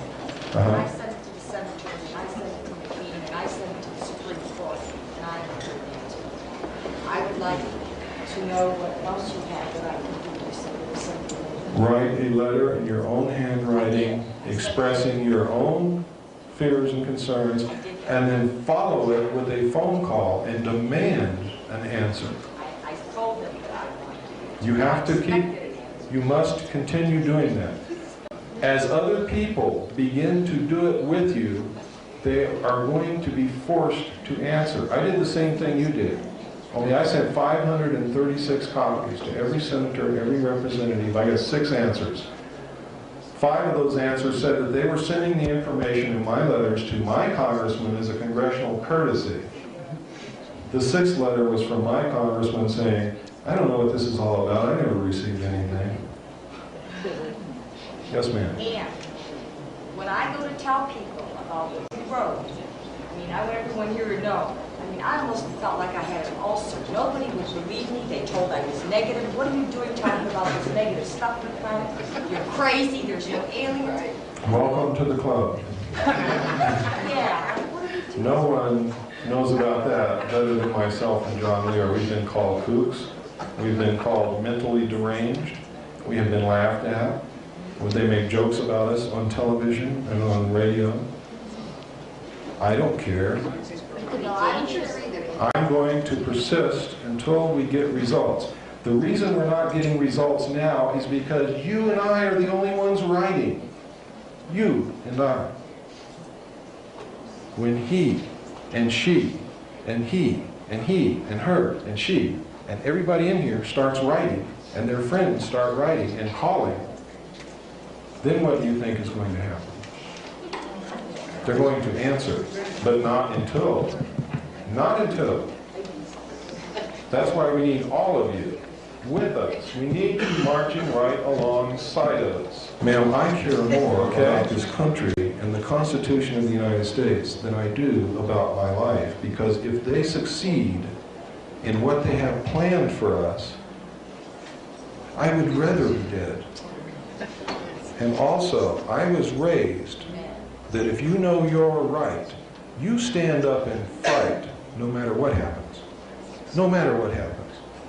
That's got to be done. John Wayne taught me that. That's pretty far-reaching now, though. Yes, sir. How many races are you aware of? How many what? Different races are you aware I am only personally aware of 4. of? What are they called? That's what's called the Eevees. The Long-Nosed Greys, which came here from Mars, which we have the treaty with, the group called the Nordic, and the group called the Orange.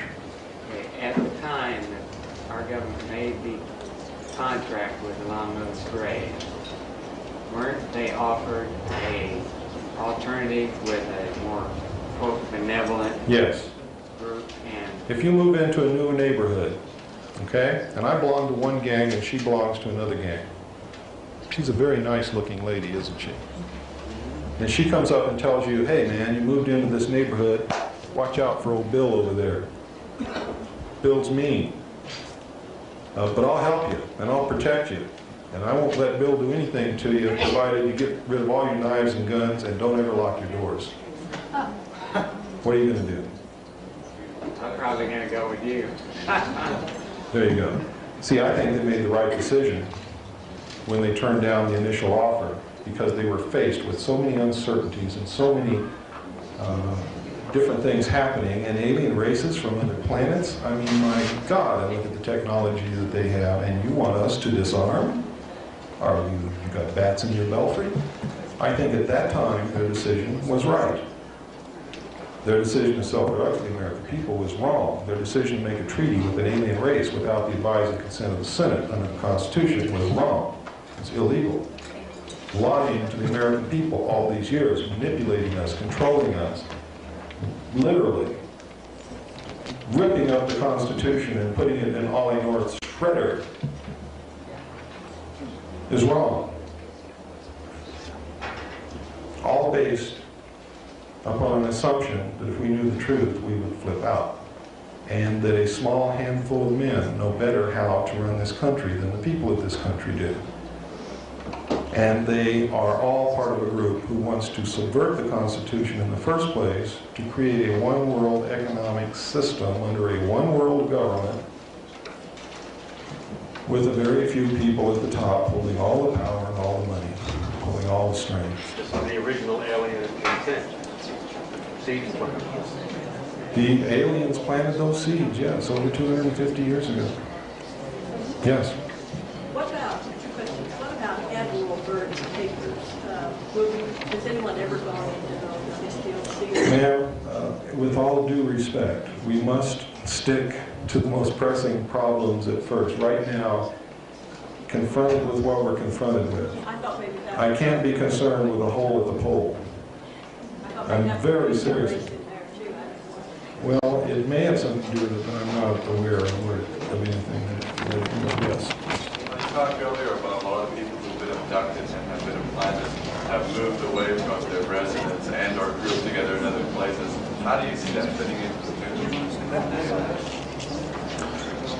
picture? The people who have been abducted and implanted have some ultimate mission. We know that. They are compelled to move to certain places. Some of them are compelled to stay in the same place. When their mate, if they're married, resists, they leave their mate. That's how much they're compelled to do it. There have been people who left their children, women who've left their children, which is totally against the paternal instinct. I mean, the maternal instinct. It's just totally against it. Women just don't do that sort of thing. It's not. There's a level of mind control at work here that is terribly disconcerting. They are implanted, they have a specific goal to accomplish in the future, and most of them know that they have something that they're supposed to do, but they don't know what it is, and we don't either. The government is terribly afraid that when somebody pulls a switch sometime in the future, these abductees are going to go out and cripple the communications and blow up bridges and cripple the government. The government's afraid of this. I don't think that's what it's about. It may be what it's about, but It concerns me that the abductees are seeing an obvious criminal act as being a good thing. For instance, they're asleep in their bed. Someone comes and kidnaps them out of their bed. These people that kidnap them are so different than us that it's got to strike total fear into them. They are totally paralyzed, immobile. Now, most people have never been totally helpless in their life. And I'm telling you that that is the greatest terror that you will ever feel, is when you are totally helpless and you know it. Now, these people are taken into an alien environment in a craft that floats in the air. In a round room, and they all describe this room exactly the same. There is no difference between the descriptions. None of them know the other. Most of them have never heard of abductions or UFOs or spacecraft or aliens or anything. They've never read these books. And until just a few years ago, there weren't any books to read about abductions, because this is a recent thing that's been coming out. So we know that they're telling us the truth. We've hypnotically regressed them. We have tons of evidence and descriptions, and the stories are always the same. And sperm and ova is harvested from them. Scoops of flesh are taken out of their body, which leave pot marks. They are surgically operated upon. They are implanted. Some females are impregnated. After the end of the first trimester, they're abducted again, and the fetus is taken from them. And the abductees perceive this experience as having been a good experience, and no harm was done to them. Yet, and this is their conscious mind talking, listen to what their subconscious mind is telling them.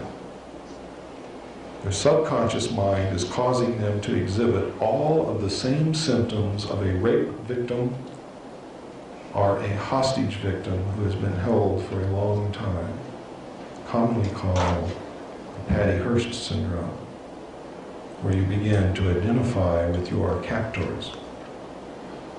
Now, this is obviously great physical and emotional and spiritual harm has been done to these people. Yet their mind has been controlled to the extent that they perceive this experience as having been a good one.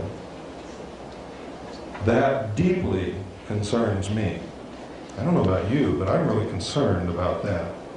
And they are and have been given some task to perform in the future. They know that they have this job to do. They don't know what it is they're supposed to do. Some of them have been given tremendous knowledge that they never possessed before, never learned in school, don't even know what it is that they know in a lot of instances. Yes, ma'am.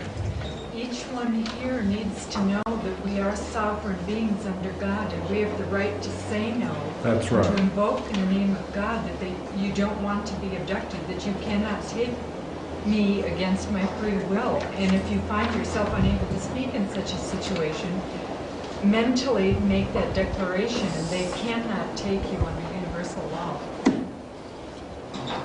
What she's saying is true, and people who have done that and really believed in what they were saying have not been abducted. People who have tried to pull that off and really didn't believe what they were saying were taken anyway.